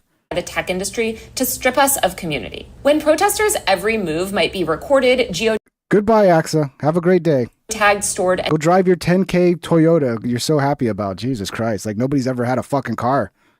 Have you even had a new car before, AXA? I've had new cars. I've had fucking sports cars. I've had cars that could go so fucking fast you would shit your fucking pants, AXA. I've been there and done that, bro. Congratulations, though. And turned over to federal agencies, that's a significant deterrent to constitutionally protected free speech. Like the Actually, compared to Teslas, how fast Teslas are now, like Corvettes, my old Corvette is nothing compared to what they do now. Right to protest. As more of these driverless cars roam our streets, creating a massive, fluid, real-time surveillance network, they're going to have a significant chilling. I used to have the job, guys. I used to have the fucking 60 to 100 hours a week job, making $100,000 a year, being able to buy a nice house, buy a nice car. I used to have all that shit. I'd much rather be lower income and more freedom than live that life. But that's me. Effect. Fear of being recorded can dampen speech, assembly, and dissent, especially among marginalized communities that are already wary of law enforcement. Research shows that dense street imagery datasets like those Waymo collects can infer private group membership, political affiliation, and behavioral patterns. One study showed how over 25 million dashcam images could be analyzed to predict highly sensitive personal attributes, even after face blurring. The academics who published this research noted that protesters' meeting locations and times captured in geotagged images by DSI providers may be surreptitiously shared with political groups that oppose their causes. This information flow enables adversarial groups to target and disrupt peaceful assemblies, undermining the protesters' right to organize. Oh, so these dirty fucking robot cars are undermining these peaceful assemblies. So burn them down. Just burn them down. That shows them how peaceful you are. Express dissent. The resulting harm includes exposure to retaliation, suppression of free speech, and the erosion of democratic principles. The researchers also note that this sort of data could be weaponized in professional settings. For instance, shift patterns of nurses inferred from DSI images captured outside healthcare facilities could be sold. We've already had the debate, Axa. You think having a $10,000 Toyota is like the only way to live, whereas I'm saying I don't want to live that way, Axa. You can do that, and I'm not shitting on you for buying a car. I don't know, Axel. It's I don't know what you're debating here. I have my point of view, how I want to live, and you have your way that you want to live. And I'm not telling you you're wrong. You're the one telling me I'm wrong for the way I want to live. So what are we doing here, Axa? Sold to exploitative employers. Or go buy your $10,000 card, spend your money on what you want to spend your money on, and I'll spend my money on what I want to spend my money on. Staffing agencies seeking to take advantage of their availability. Such data flows enable adversaries to target nurses with aggressive recruitment tactics, pressure them into accepting poorly compensated shifts at inconvenient hours, or manipulate them into working under unsafe or undesirable conditions. This undermines nurses' autonomy in the workplace and their ability to make independent decisions about their labor. Geotagged imagery of people gathered at busy crosswalks during peak hours may be sold to predatory advertisers seeking to exploit behavioral patterns. For example, advertisers might use this data to push high-pressure marketing campaigns for products like payday loans or fast food, directly targeting the commuter's mobile devices in certain locations or through interactive billboards. Muslims or Hasidic Jews photographed in locations perceived as incongruent with their practices, for instance, near entertainment districts, risk having these images and their associated metadata shared with hate groups, potentially exposing them to targeted harassment or... Okay, so Waymo's going to send their pictures to the Nazis. Waymo's going to send their pictures to the white supremacists, and they're going to come and take them out of their homes. This bitch is retarded. She's fucking retarded. Like 100% retarded. Yeah, who was the one with the shirt idea? Yeah, P-Money, was it? Yeah, P-Money. Hit me up on, seriously, go on the Discord. You can DM me on Discord. And yeah, we'll discuss it, bro. Discrimination. This flow facilitates that harassment, stigmatization, and even violence against the group, violating societal norms of religious freedom. This sort of mass surveillance and data collection is a significant threat to speech, especially under authoritarian leaders like Trump. Some California... Medjo, I had a Toyota Supra when I turned 18. Good job. My first car was... the first thing I drove was a Ford Ranger. I think it was a 92, 93, 94, somewhere around there. And then for like $6,000, I got my dad to buy me it was a Chevrolet Cavalier, a 94 Chevrolet Cavalier. And then I was driving to school every day. It was so fucking sweet. It was so sweet, dude. Yeah, that was a long time ago though. Lawmakers are already sounding alarms. Assemblymember Chris Ward is pushing to prohibit tech companies from selling location data to federal agencies, citing worries that ICE or the administration could use it to suppress or punish protesters. Though no confirmed instances of ICE prosecuting protesters using Waymo data has emerged, privacy advocates argue that the risk is very real and growing by the day. This is why we desperately need data privacy regulation. Just this week, Wired and 404 Media... No, it wasn't a special Cavalier. It ran. It got me from point A to point B. Revealed that a data broker owned by the country's major airlines, including Delta, American Airlines, and United... It was an ugly fucking car, too. And it's not... I mean, back in that time, it wasn't as ugly because it was kind of normal. But when I think about what it looks like now, such an ugly car. Collected U.S. travelers' domestic flight records and sold access to them to Customs and Border Protection. Then, as part of the contract, CPB was not allowed to reveal where that data came from. The data included things like passenger names, their full flight itineraries, and even financial details. Senator Ron Wyden, who I would argue is pretty much the only member of Congress that even remotely understands the tech landscape and is good on tech legislation, said, quote, "The big airlines, through a shady data broker that they own called ARC, are selling the government bulk access to..." Yeah, this guy, like the most worst fucking politician to ever exist. Yeah, that's the guy, right? So yeah, it's okay, guys. According to Taylor Lorenz, you know, it really wasn't that bad. You know, you got to look at the bigger picture of how this car company is a capitalist data mining blah blah blah. Fucking, I'm sorry for making you guys watch that, but we have to see a little bit of how they're spinning things, and this is a perfect example.